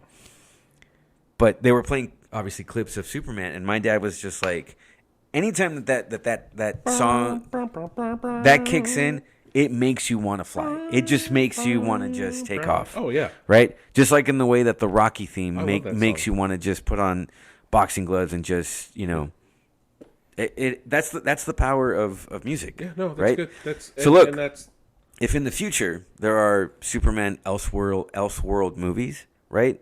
You can do your own take on it, but come on. you have to bring that back at some point. I honestly think that and people have said, oh, they're doing this for nostalgia purposes. Nah, No. I think that's a poor excuse. I'm to excited. me, that John Williams Superman theme, it's not about we're using the theme of a previous Superman who somehow we just can't escape that pedestal. Christopher Reeve was a great Superman. Yeah, he was. Right. I'm I'm excited. There's nothing more I need to say about that. No. All I'm saying is you have this in your library, right? I mean, it. how Why not? how Yeah. how could you not No, think of now? Of course, you couldn't use the Superman John Williams theme in the Zack Snyder movie. They did though. Different tone. Right. I'm saying no. I'm saying in the, Man of Steel. In the not in that one, but they did in the Joss in Whedon. the Justice League, yeah. Yeah. when Danny Elfman did the music. Yeah. But that He also used his Batman, but that Batman was iconic. that movie is just a mess. Okay, here's a quick question before we keep rolling. Do you think James Gunn will use Danny Elfman's Batman song for his Batman when it comes out? He could. Yeah, I think it's He more could. iconic than the Hans Zimmer one. It's actually kind of funny that during this Christmas break, I have been rewatching the. Batman Returns is a Christmas movie. It is the Batman animated series. You mean the greatest cartoon of all time? They took the Danny Elfman Yeah, I know. theme, Yeah. and they sped turned it up a little. So it kind of made me think about that, like the theme that John Murphy, who's doing the score for Superman 2025, is taking. He's going to take that theme from Superman John Williams and create his own version. Yeah. Hence why New Rockstar said they were doing it in a different key and tempo or whatever. But It made me think about Shirley. I think her name was Shirley Walker, who did the Batman animated series score for the show. Because they're like, it's Danny Elfman. Yeah. Batman. It came out at the same time. I know. But still, she took that theme, and now, I mean, I think it's got its own theme. The animated series. No, it's that. The New It's Adventures that- has a it's- different one, and Master of the Phantasm has one that's a little different. But Oh yeah, that's we're getting right. deep on Anyway, non-Superman but things. But the power of music. yes, Right. This is not, in my opinion, it's not. It was not used for nostalgic purposes. No, not at all. It is. it's Superman. Superman. Yeah. Moving on. Hot off the heels of winning the box office this weekend with only $60 million, which was kind of low, if you ask me. I'm sure it will make more over the whole holiday. It's because Christmas was a What are we Wednesday. talking about? I'm getting there. Oh, okay. It's called shit. Mufasa. No, what's the word when you go into the next time? You made me anyway. Segway? Segway. What's my segue? Yeah. Sonic the Hedgehog took in $60 million this weekend. I'll go take a nap. Mufasa $35 million. That's not a great start. It will make more. Like I said, Christmas is a Wednesday, so it's kind of weird. Yeah. Hot off the heels of winning the box office this weekend, we now know that Sonic the Hedgehog 4 is currently in the works and greenlit at Paramount for a 2027 release. Oh boy. Anyway, I say oh boy because yeah. Jim Carrey must not. he loves it. He did it for a paycheck, though. He explicitly said that he Yeah. was running out of money. Yeah. Anyway, I hope that man gets his integrity back. he does have it. He's doesn't got care. it. At some point, you reach a level in Hollywood where you're just having fun, and for the money. So, I have no issue. Maybe. Yeah. I mean, yeah. Luke De Niro, Yeah. which he just had a trailer drop for his new show. But Didn't see it. speaking of, we talked. Creature Commandos got renewed. Dune Prophecy got renewed. Yeah. Have you watched that show? No. First Shout out to my friend. first episode Shout out to my friend Jose, who was so boring. well, to my friend Jose and his fiancee Becca, they have been recommending the show. Yeah, but I love the Dune movies. Oh, been raptured by those movies. You but know, the show. Okay, I think it was my. Okay, my I haven't watched since the first episode. Yeah. I was waiting because I'm just gonna binge it. But like the first episode was boring. well, didn't see it. Like I said, I'm gonna wait and binge Didn't- because even didn't- Andy told me to Yeah. binge it. Didn't see it, but my friend Jose was so like enthused about watching Dune Part 2 that, you know what, the first movie, I was like, you know what, so it's I couldn't look away from the screen for either one. I have now learned to love it because we need movies like that. I haven't watched them since though. I've watched them maybe once. I again So movies like that. Yeah. If I play them in the background, it's like music to me. I can watch movies like Dune, like Lisan Al Gaib. yeah. Yeah. Yeah, I could watch like Lord of the Rings, The Dark Knight. I could have Also these movies Christmas playing movie. in the background, you know, and it's like music to me. Yeah. Dune and Dune Part 1 and 2. Or like music. Yeah, they're like music to You should me. just put the soundtrack on. But Jack Black and Paul Rudd are making an Anaconda movie. They announced it. I don't know if it's a comedy or not How could it not be a comedy? with those two. Uh, For Christmas 2025. it's a comedy. Yeah. Lee Cronin, the man behind the recent Evil Dead movies, is announcing a new horror take on The Mummy from Blumhouse for 2026. I just came back, and we'll talk about it in depth. I just Nosferatu. came back from Nosferatu. They had the trailer for Wolfman, made by the same guy who did the Invisible Man. Oh, okay.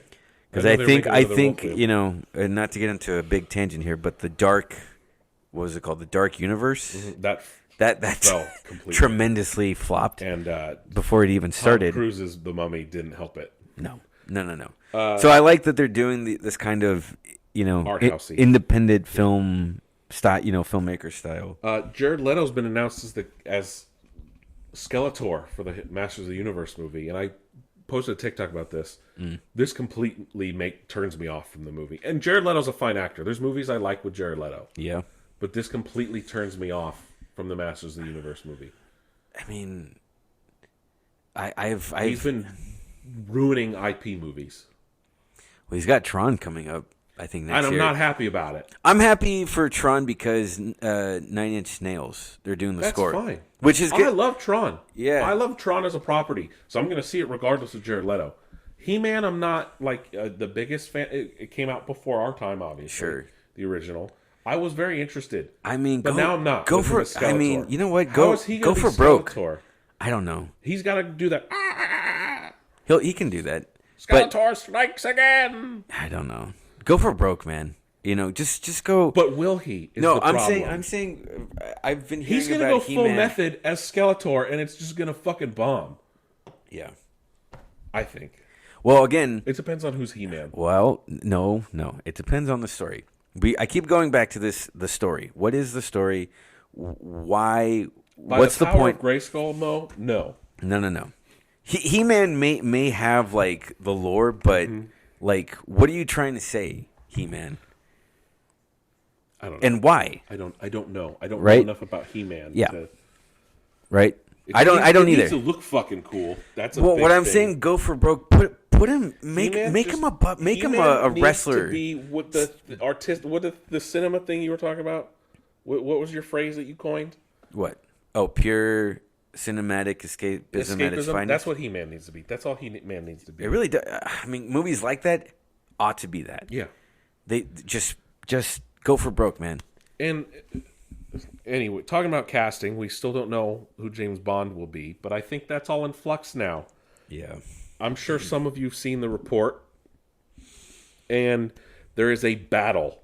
Allegedly. Between all of this is allegedly. Allegedly. Everything that we've been talking about is all just. There is a massive battle between MGM and the Broccoli family. Allegedly. Now, I just got to put that in there. Right. It's a Wall Street Journal report, so I'm going to believe it more than if it came from like Vulture or whatever. Because it's a Wall Street Journal, which is a very respected newspaper, I don't think they're going to fuck around. No. I'm not talking about. I'm saying track record, right? Right. Has Amazon like what has Amazon's track record been? Not great. There's three. There you go. There's three news organizations I'm going to trust this report from more than anyone. Wall Street Journal. Mm-hmm. If it came from Variety, or the Hollywood Reporter. If one of those three does it, or not just the Wall Street Journal, but like another major newspaper, like the New York Times or something like that, I'm going to believe it. And then Variety or the New York or Hollywood Reporter, because those are respected news organizations in Hollywood. Yeah. Those sources. It comes from the Wall Street Journal, so I'm going to believe it more than anything. Yeah. Because they're not in the business of entertainment news, right? Mm-hmm. As many of you might be aware, Amazon bought MGM a couple years ago. Mm-hmm. MGM owns the rights to James Bond currently. Yeah. With Eon. Eon. E-O-N. Yeah, Eon. The Broccoli's, of course. Barbara Broccoli's father, Robert Broccoli. And Michael Wilson? Yeah, are the ones who her half-brother. Yeah, who brought James Bond to screen from the Ian Fleming novels. I am going to side with her 9 times out of 10 when it comes to James Bond. She seems to Amazon's going to do things for the algorithm. And the Broccoli seem to give a shit about James Bond a lot. It's their baby. They care very much about it. It came from their dad started the rights and all that. They didn't sell off the rights to James Bond. They have co-ownership of James Bond. Yeah, Amazon's going to do things for the algorithm, which Red One I think is a prime example. And I'm thinking of. They were talking about that on the Pat McAfee show today. I'm thinking of this. I don't think I don't think anyone listening is going to get this reference. There's a movie called Charlie Wilson's War with They could have seen it. Tom Hanks and Philip Seymour Hoffman and Julia Roberts and Amy Adams. Anyway, there's a scene where Philip Seymour Hoffman is his character's talking to his boss, so he's like, and he just yells out, "Promises were made," right?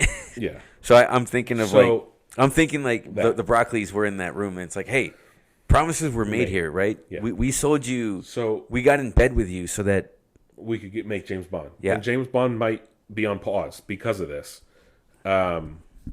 They acquired the rights to release Bond movies, so they don't own the rights to Bond. They own the rights to release it. So it's Bond is trapped, quote unquote, according to the Wall Street Journal. Barbara Broccoli is mad because she doesn't trust Amazon because, again, quote unquote, they're algorithm centric, right? Mm-hmm. Where she uses, quote, gut instinct with a healthy amount of risk, unquote. And Wall Street Journal is saying that Broccoli, when she cast the relatively unknown Daniel Craig as Bond for 2006's hugely successful Casino Royale and its sequels, Amazon prefers to calculate risk based on factors including an actor's past performance or prior success of similar films. They're not keen on casting an unknown. This is from Wall Street and IGN. I want to add an anecdote when you're done. There still is no script right now. And Wall Street Journal says, quote, to friends, Broccoli has characterized her thoughts on Amazon this way. These people are fucking idiots. Yeah. Unquote. But we've also learned that Broccoli, the only rules Broccoli has is Bond has to be a British man. The actor must be a man, must be a British man, which she has no issue if they're gay, black, brown, whatever color. Sure. They just have to be British. Everything else is circumstantial. And a man. A cisgender man. A cisgender man. A biological man. Which I don't give a shit about. That's fine. Okay, James Bond. No, you know what? I'm gonna say something right here, right? In this new this new era. Earlier, I think we were talking about the bubble is gonna burst. Mm-hmm. Fuck it.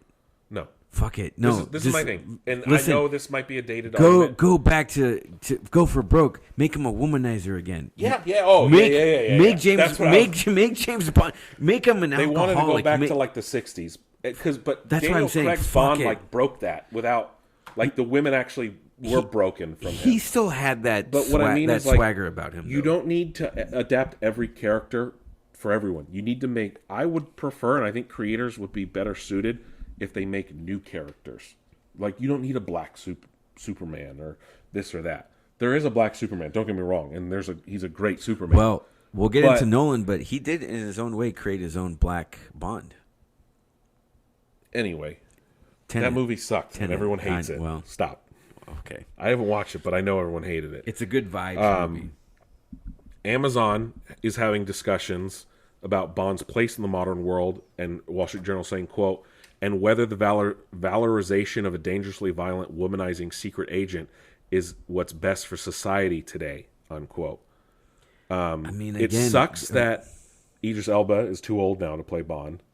Allegedly, make him the new M. Aaron Taylor Johnson is in the running, which I would like. I just saw Nosferatu. He's in Nosferatu? Yeah. Oh. He's good actor, but he ain't got the charisma. Tom Hiddleston would be great, but I think he's getting too old now. He's only in his 40s, but he's too old. Well, I think Daniel Craig was in his late 30s or 40s. James Bond is one of my favorite IPs. Oh, yeah. I have every movie. I own every James Bond. Yeah. I have a collection. As do I.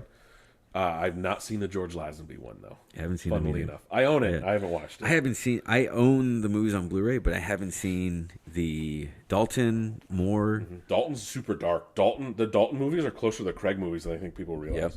Yeah. Obviously, we grew up with Pierce. Yeah. But Sean is still my number one. Oh, Connery? Yeah. I mean, he's the OG. Skyfall's the best one, though. Yeah. I'm going to make an argument. Skyfall and Casino Royale are almost tight. Really? Oh, yeah. Skyfall and From Russia with Love. Well, no. I guess we're talking of all time. Yeah. Goldfinger. Really? No, Mr. Bond, I expect you to die.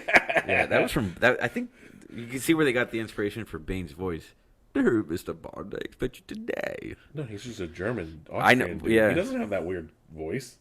Kind of. No. Or maybe I'm. You need to rewatch Goldfinger, man. Maybe I'm just interject.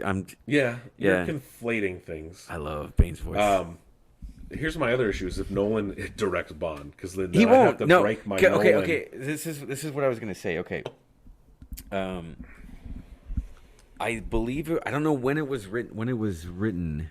But it was Sam Mendes, the director of Skyfall and Spectre, who said, paraphrasing here, that didn't he do No Time to Die too? No, that was Cary Fukunaga.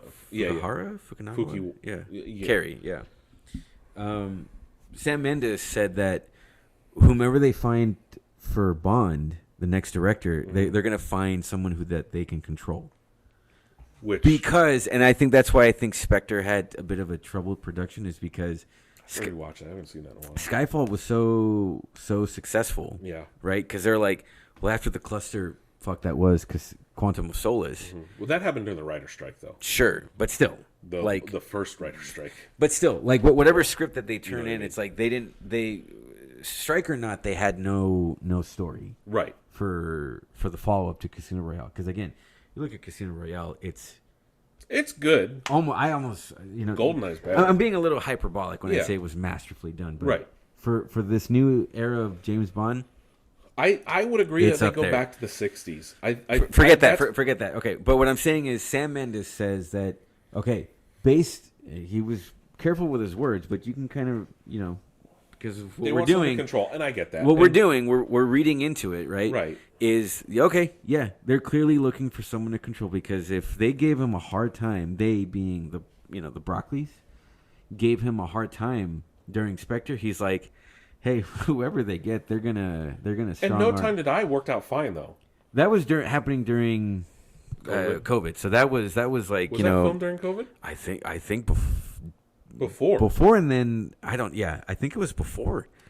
But that movie, That movie came out in 20. That movie It got delayed. It was filmed in 2019. No, but hear this: Danny Boyle was going to do that movie. Yeah, and I know we've got 28 years later on the list here. Danny Boyle brought him and a writer that he's worked with to do Bond, and again, whatever story that they had, the Broccoli's were like Fukunaga. Yeah, we're like hell no, we're not doing that story, right? So they give a shit about Bond. Here's my thoughts on what they should do with Bond. I honestly think they started in 2018 and 2019. They filmed it. It got delayed because of COVID. My feelings on Bond is I think they go back to the 60s. I think they go back to the 60s. Go back to the 60s. Then you can get away with the womanizing aspect because obviously that doesn't play as well in 2024, which, whatever. There was a thing on NPR the other day. They were talking about, like, consent and shit. I'm like, Jesus fucking Christ. Yeah. You can't apply 2024 values to every fucking thing. I think you go back to the 60s. Mm-hmm. You can get away with some of the womanizing. I don't think you go as far, right? I mean, yeah. That's why they want to. I mean, that's why the Craig films work because it proved his womanizing either got them killed or broken. Just be suave. Just be suave. You don't have to be a womanizer. You don't have to be like a you don't have to go get me a martini, toots. Like you don't have to be that. Not way, right? it wasn't even that. I know, I think it was in Goldfinger. He said, "Man talk," and he actually taps her in the bottom. You don't and have says, to fucking do that. You don't have to go that far, right? And you don't have to he doesn't have to bed every woman, right? Like no. So I think, sure, but I think you go back to the 60s, and I think it will work. What I don't want is there to be limitations and restrictions and rules, and you can't do this, you can't do that. And I think Bond worked best when you had a Cold War. And yes, we have a Cold War with China and stuff, but it's not. I mean, it's not the same. It seems to be a good time to have like a international spy getting into 100%. But it'd be too futuristic now. I think you need to go back, and with the Russians are back as like global enemy numero uno again. So I agree with that because if you look at did you watch the new Mission Impossible movie? Yeah, it was amazing. I think it's the best one so far. Really? Yeah. I prefer Dead Reckoning. I prefer Fallout. I don't want a James Bond like that. But that's what I'm saying. It's like the new. I think it's 60s. It have gadgets still. The new villain is like a villain that you can't see anymore. Yeah, it's AI. It's going to be an AI and people working for. That. No, fuck that. Yeah. James Bond needs a big hulking Eastern European man to fight. Yep. I think it goes back to the 60s. I think you go back to the 60s, make it a period piece, or the 70s, or whatever. So it's going to be a complete reboot, reset, reboot, 1,000,000%. Yeah. I think then the suave suits and the Aston Martins. You go back to the 60s. Yeah. And then you don't have to, you can do practical. You can be very practical. But wait. You don't have to go crazy CGI. Let's go a step further than that. I don't know when the Bond novels were written. In like the 50s. Because it was based on World War II. Ian Fleming fought in World War II. Shit, go further back than the 60s. Go until like the end of World War II. No, it won't work. It won't work. Wow. In the 50s? So Ian Fleming died in 1964. James Bond, the first book, because the books take place in like the 50s and 60s. I mean, yeah. But inevitably, Casino Royale came out in 1953. Live and Let Die in 54. I don't know. I agree. Moonraker, I agree with 55. I agree with the theory of going back to the 60s. Yeah. Meaning or 50s. Or 50s. I think early 60s. Yeah. I agree with that. More so practically. You could still do that today. I agree with the theory of just go for broke. But no, you don't need to go big with computers or explosions or whatever. You do like 50s espionage. Hey, have James Bond fighting against Jeff Bezos type of guy. I'd shoot myself in the fucking head. No, because of what's going on with Amazon. I understand. No. Bond versus Bezos. No, you need to go suave. Kind of a thing. Suave. You can. No, I want old school. Look. In today's world, there are still men out there who can be suave, you dress can, well. But it's not the fucking same. There's too much tech. I want gadgets. What you don't want? I want gadgets without tech. You can still have gadgets. I know, but without tech. I want You low were just tech. showing me a gadget I here. want low tech. I don't want that because that's how you got. That's what happened in Fast 10 with like the big fake giant. You kind of screens. had that in Skyfall, though. But not to the Sort of like it's like when they blew up the No MI Time to Die- spoilers when they blew up the MI6 building. No Time to Die has that more than anything, and No Time. and that's Yeah, why No Time to Die. It, Good, not great. good movie, really good movie. There was too much tech. Too techy. Yeah, Too techy. They had like 5 writers on that. yeah. I want 60s low tech gadgets. I want Q right away. I don't want us getting him at the fucking tail end. Yeah. I want Q right away, making stupid gadgets like a pen that can explode, right? Yes and no. I want a level of camp, not Roger Moore camp, but the Sean Connery camp, which is level and good, and I think it will work. I'm trying to think of like a really like a good like. We watched Saturday Night, right? Yeah. I want that level of like Gritty? classic, or just like go back and period piece level. Yeah. That movie fit. take out the That I movie get what you're. oozed 70s, Yeah. right? And I want a James Bond to go back to the 60s. And I know we're speculating. That's going to take some. One thing Nick, I was like, Nick, I don't like that's to going go to take deep on. some homework right there It for will. a filmmaker. I get for that. a filmmaker who But- loves James Bond, who's going to do the research of like, hey, what was the UK And I think like? Barbara Broccoli wants to do that because there were rumors of that before the Amazon MGM buyout or whatever. Yeah. So I think Amazon needs to shove their algorithm up its ass. You have to. Okay, I'm going to say this. You have to put a name behind James Bond. I think Aaron Taylor Johnson can do it. No, filmmaker. Filmmaker? Yeah, you have like a Christopher Nolan. I'm going to hate this. It has to be Nolan. No, doesn't have to be Nolan, It- but it has to be it.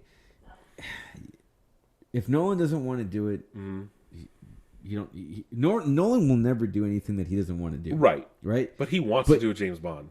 In his own way. Yeah. So the Broccolis have to be like, then go. You do your thing. That won't happen, right? No. If we're gonna go by what Who directed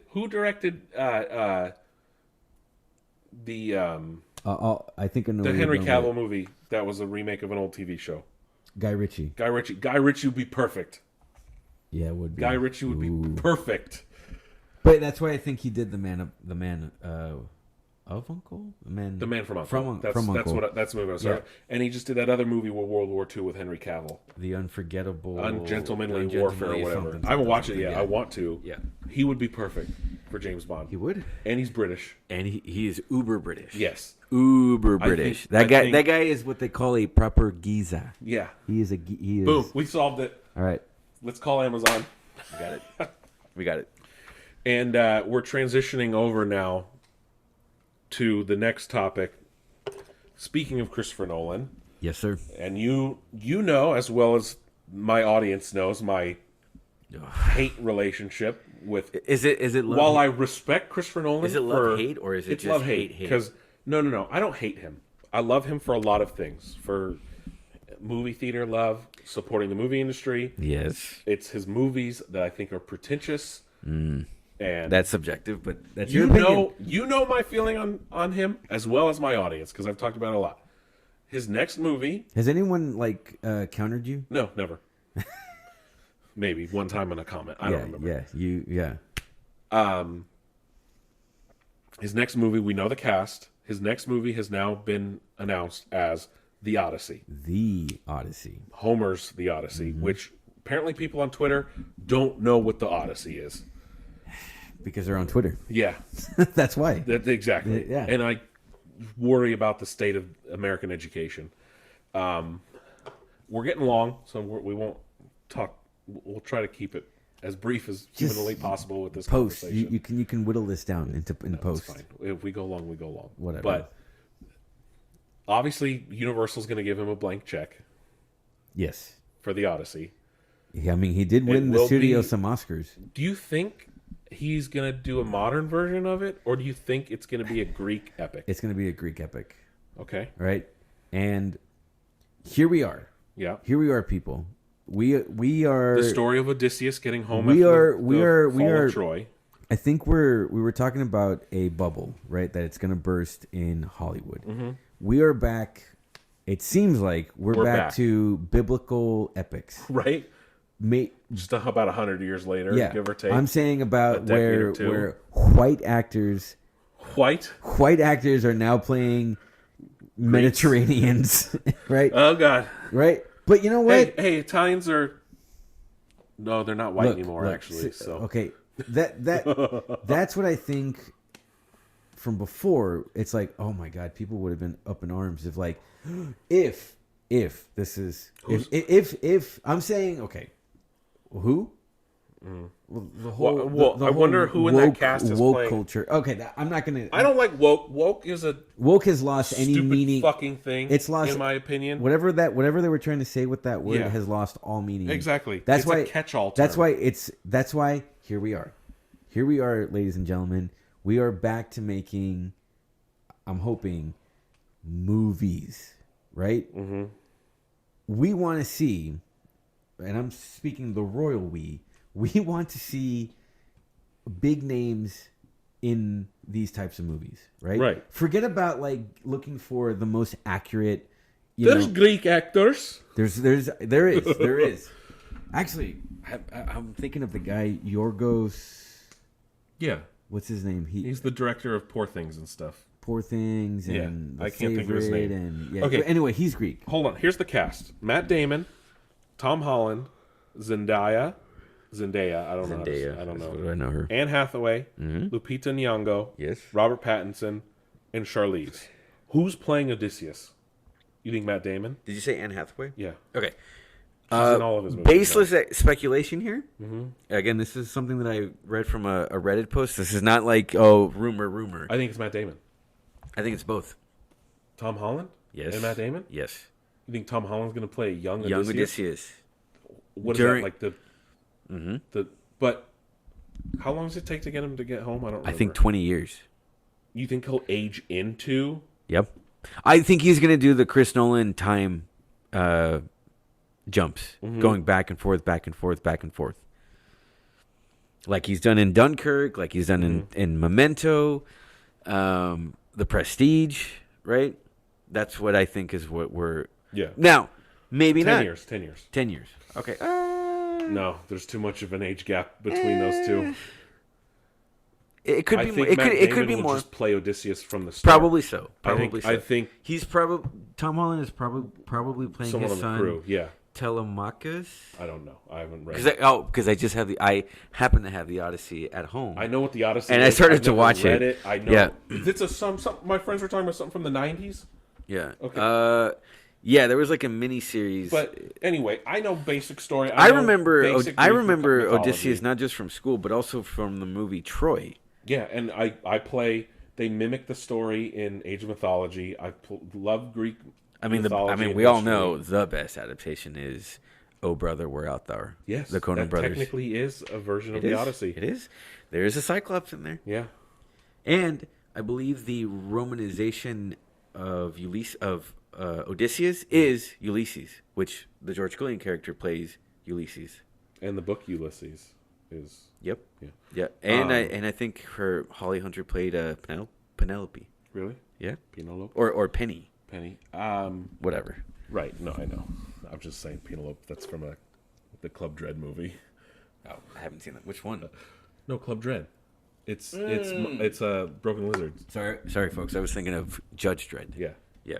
I am the law. No. I might break down and break my Nolan rule for the Odyssey. Why? Because it's the Odyssey. Okay. Because it's a Greek epic. Now he's not doing God of War I style, know. right? But and the It depends on how pretentious the trailer comes off. He's Pretentious, and you know it. He's not. It's all British pomp. It's not that at all. Not that at all. He puts care. He puts so much love and I effort get that. into And they into the they marketing. still come off pretentious. The movies come off pretentious. Look, he didn't do Batman how you wanted to do it. He did it his own way. I watched movies after that. I saw I liked the Prestige. Okay. Okay. I liked Inception.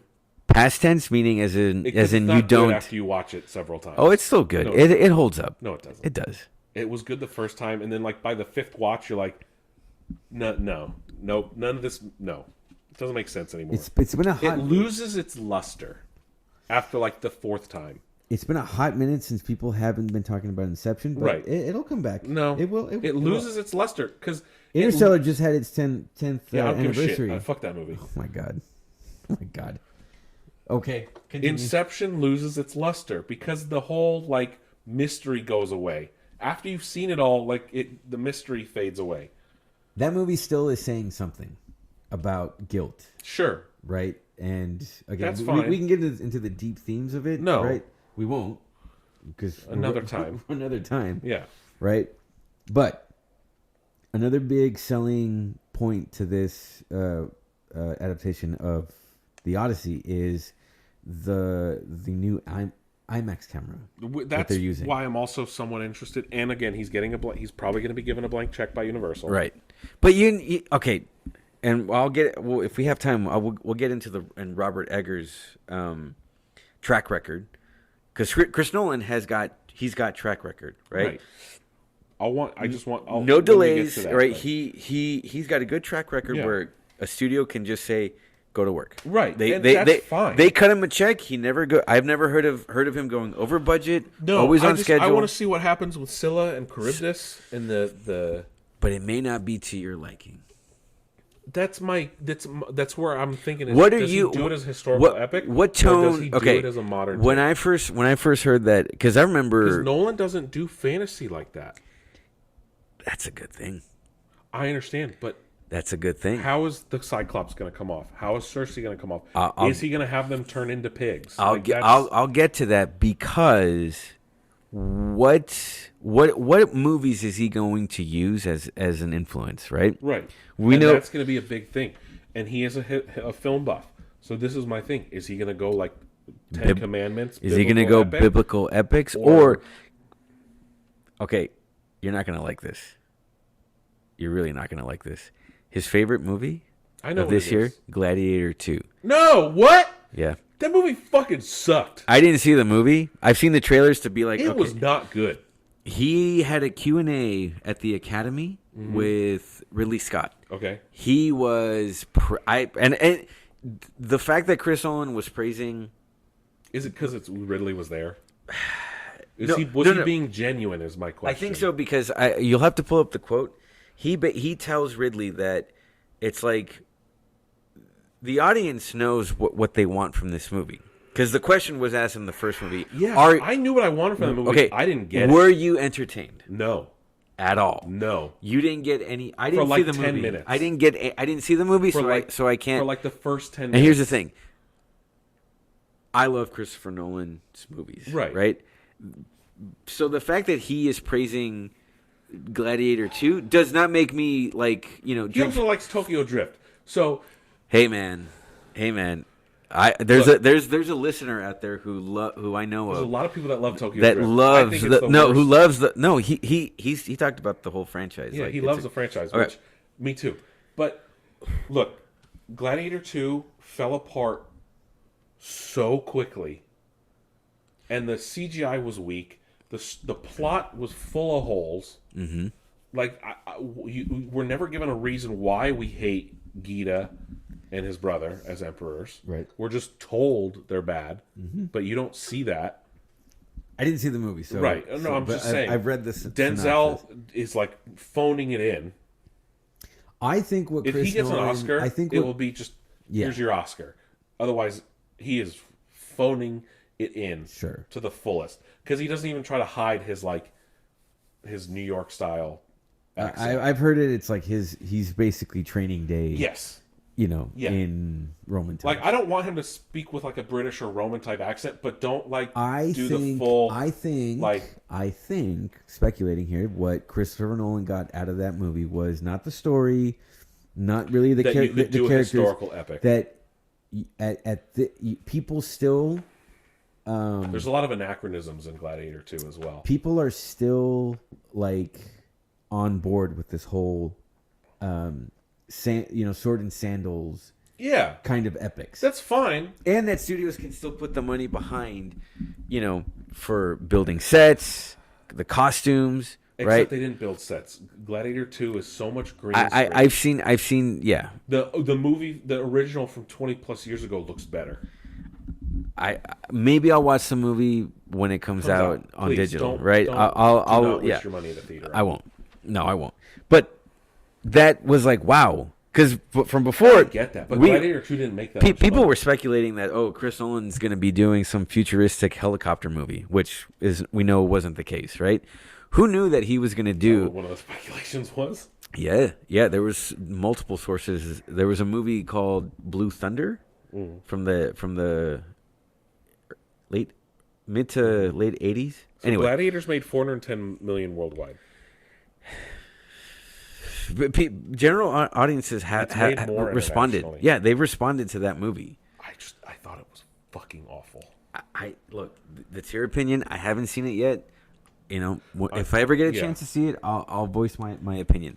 The point is, I know you will. the point is Christopher Nolan is like, okay, this is my take on what's being described as a mythic action film. Yep. Mythic action film. And the first movies that came to mind were the Lord of the Rings trilogy. Right. If he doesn't that, then it will be fucking great. Right. But we're talking about a singular movie.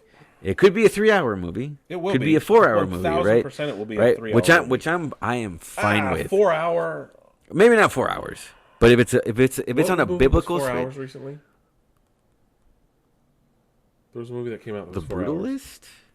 It's a movie that's been getting a lot of Oscar buzz called The Brutalist with Adrian Brody. Okay, so I just to kind of close up on this Nolan talk is what tone is he going for?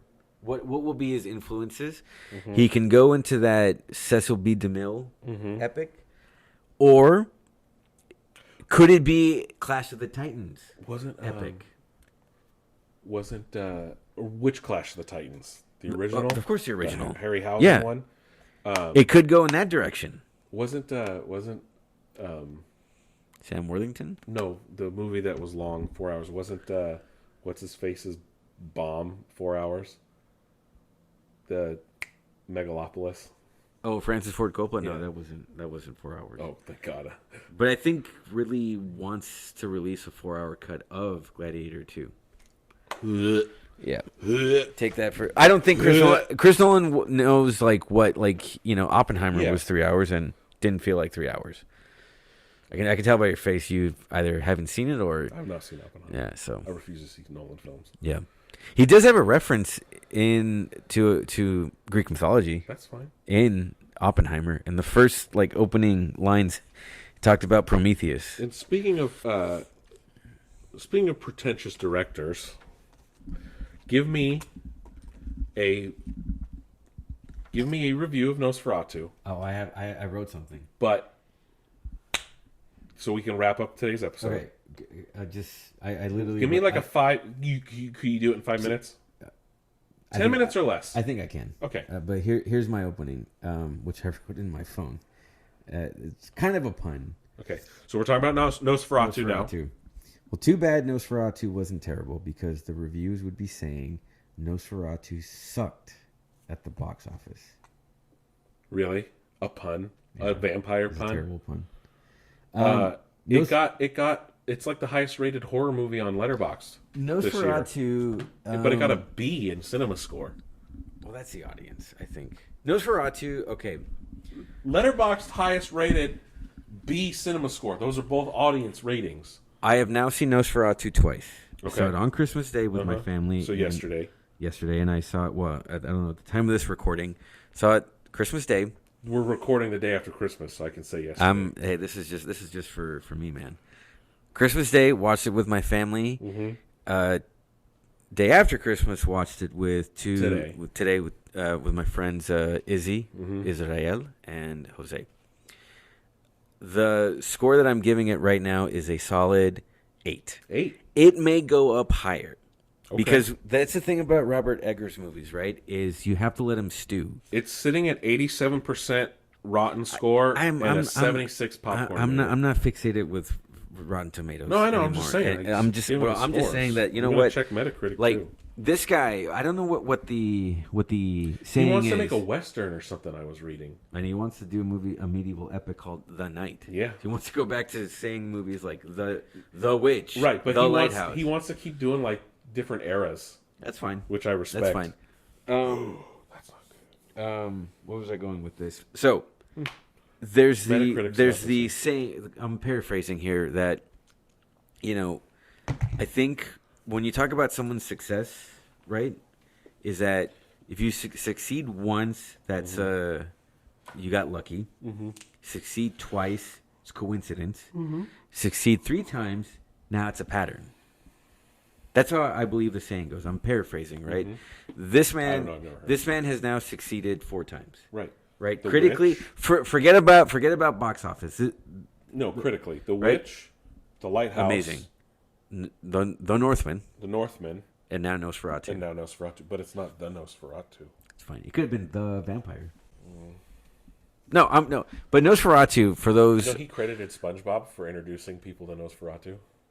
Yeah, I just saw that clip Which is hilarious. long ago, or a while ago. Recently. A while ago, It only recently. came out like a week or two ago. Yeah, I don't know what the content. Anyway, but Robert Eggers has been trying to make. He wanted to make The Witch. Sorry, he wanted to make Nosferatu after The Witch, which Wow. thank God he didn't, because a lot of directors have that thing. They make a successful indie movie, and then the next film that they do is some big IP. Is Nosferatu Blumhouse or A24 or Neither. Oh. Nosferatu. I think it's public domain.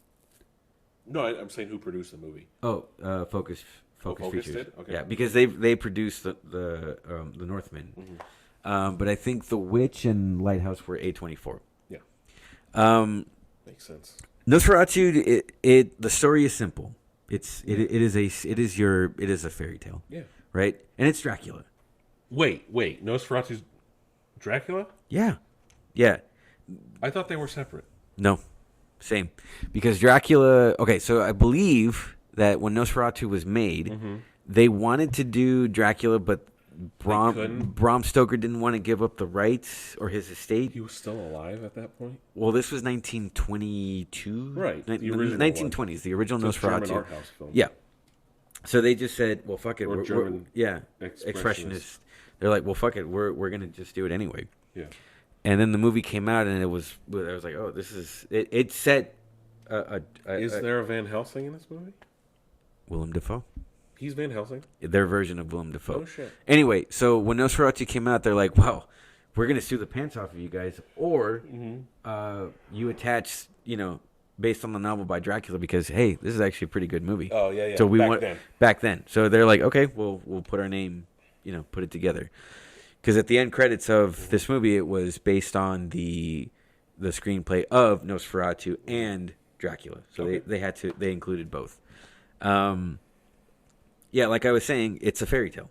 Okay. So it's not breaking new ground in terms of story. Mm-hmm. It is like The Witch, like The Lighthouse, like The Northman. Mm-hmm. The stories are simple, and there's nothing wrong with that. All right. Right?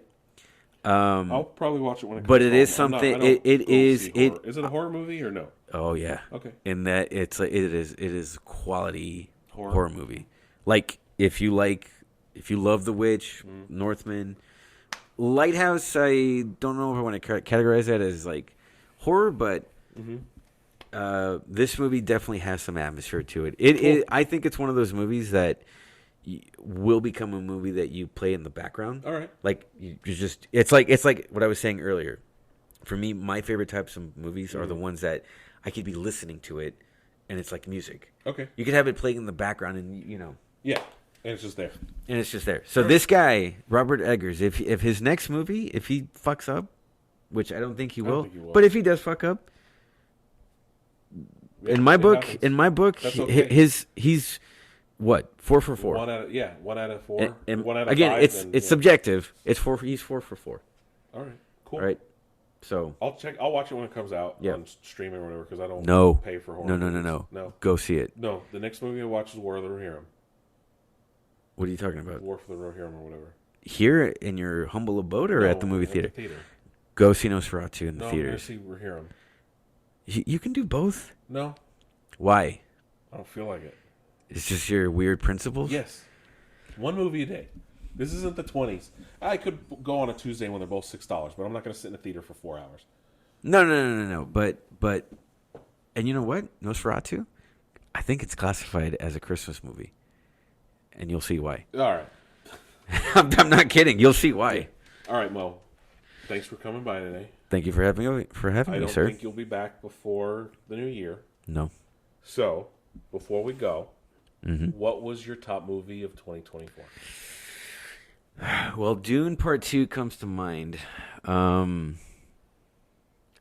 streaming things that came out. I mean, early, you watched I've later. I Like, mean, I finally just watched Beetlejuice. I'm not going to say it's my top. no, it's not my top. I mean, it's so fresh right now, Nosferatu. I've been waiting for Nosferatu for even before There you 2024. have it, folks. Mo's movie of the year is Nosferatu. I think so. What was your favorite show? I just finished What We Do in the Shadows. Since we're on the topic of vampires, Great fucking show. last couple seasons were okay. It ended on a nice, sweet-ish. Does Guillermo get turned for spoilers? I'm not spoiling that. Okay. So you're Guillermo. Guillermo. Your listeners will Yeah, no. will Jackie Daytona. that is probably the episode of episodes for that show. What, Jackie Yeah. Daytona? Oh yeah. When he escapes, I love. He just puts a fucking toothpick. Yeah. And Mark Hamill. Yeah. He does. I won't spoil it, but he does make a comeback. Jackie Daytona. Okay. Yeah. So I'm like a season or two behind, so. it's on Hulu. I know. But I have been recommended The Bear by. You haven't watched The Bear? I haven't seen The Bear by my brother Honestly, and his girlfriend. You need to watch all of it this week. Shout out to my brother Jake and his girlfriend Are you Sarah. gonna tell them to listen? Yeah, listen to Nick's Nerd News. Little late at the end. The Bear is one of the greatest shows ever. I was told that. Have you seen it all? Yeah. They said the third season was No. okay. Mm-mm. You think it's It's fine. Okay. It's Prime. okay? Yeah. Well, it's on Hulu, not Prime. You know what I mean. I know. All right, folks. Thank you guys for listening. Today is the day after Christmas, like I said. Happy Festivus.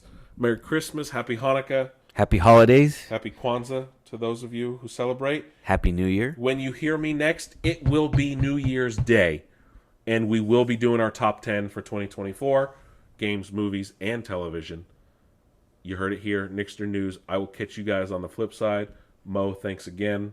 Thank you for having me over and have me over again. Yeah, anytime. Anytime. Maybe not another 2-hour episode, but anytime. Well, we'll be more prepared next time. This is just No. It was good. It was good. People want a supersized episode over the holidays. Like I said, you and I have known each other long enough that we bicker, we banter like an old married couple, and we can have a conversation. We can have it. Yeah, we agree on a lot of things. We disagree on a shit ton of things, but.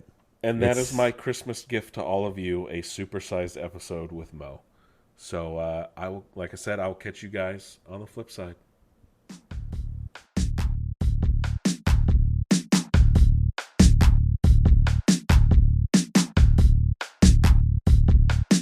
This has been a production of Nixner News. Please do not use without implicit faxed permission. And yes, that means with a fax machine. Thank you, and have a nice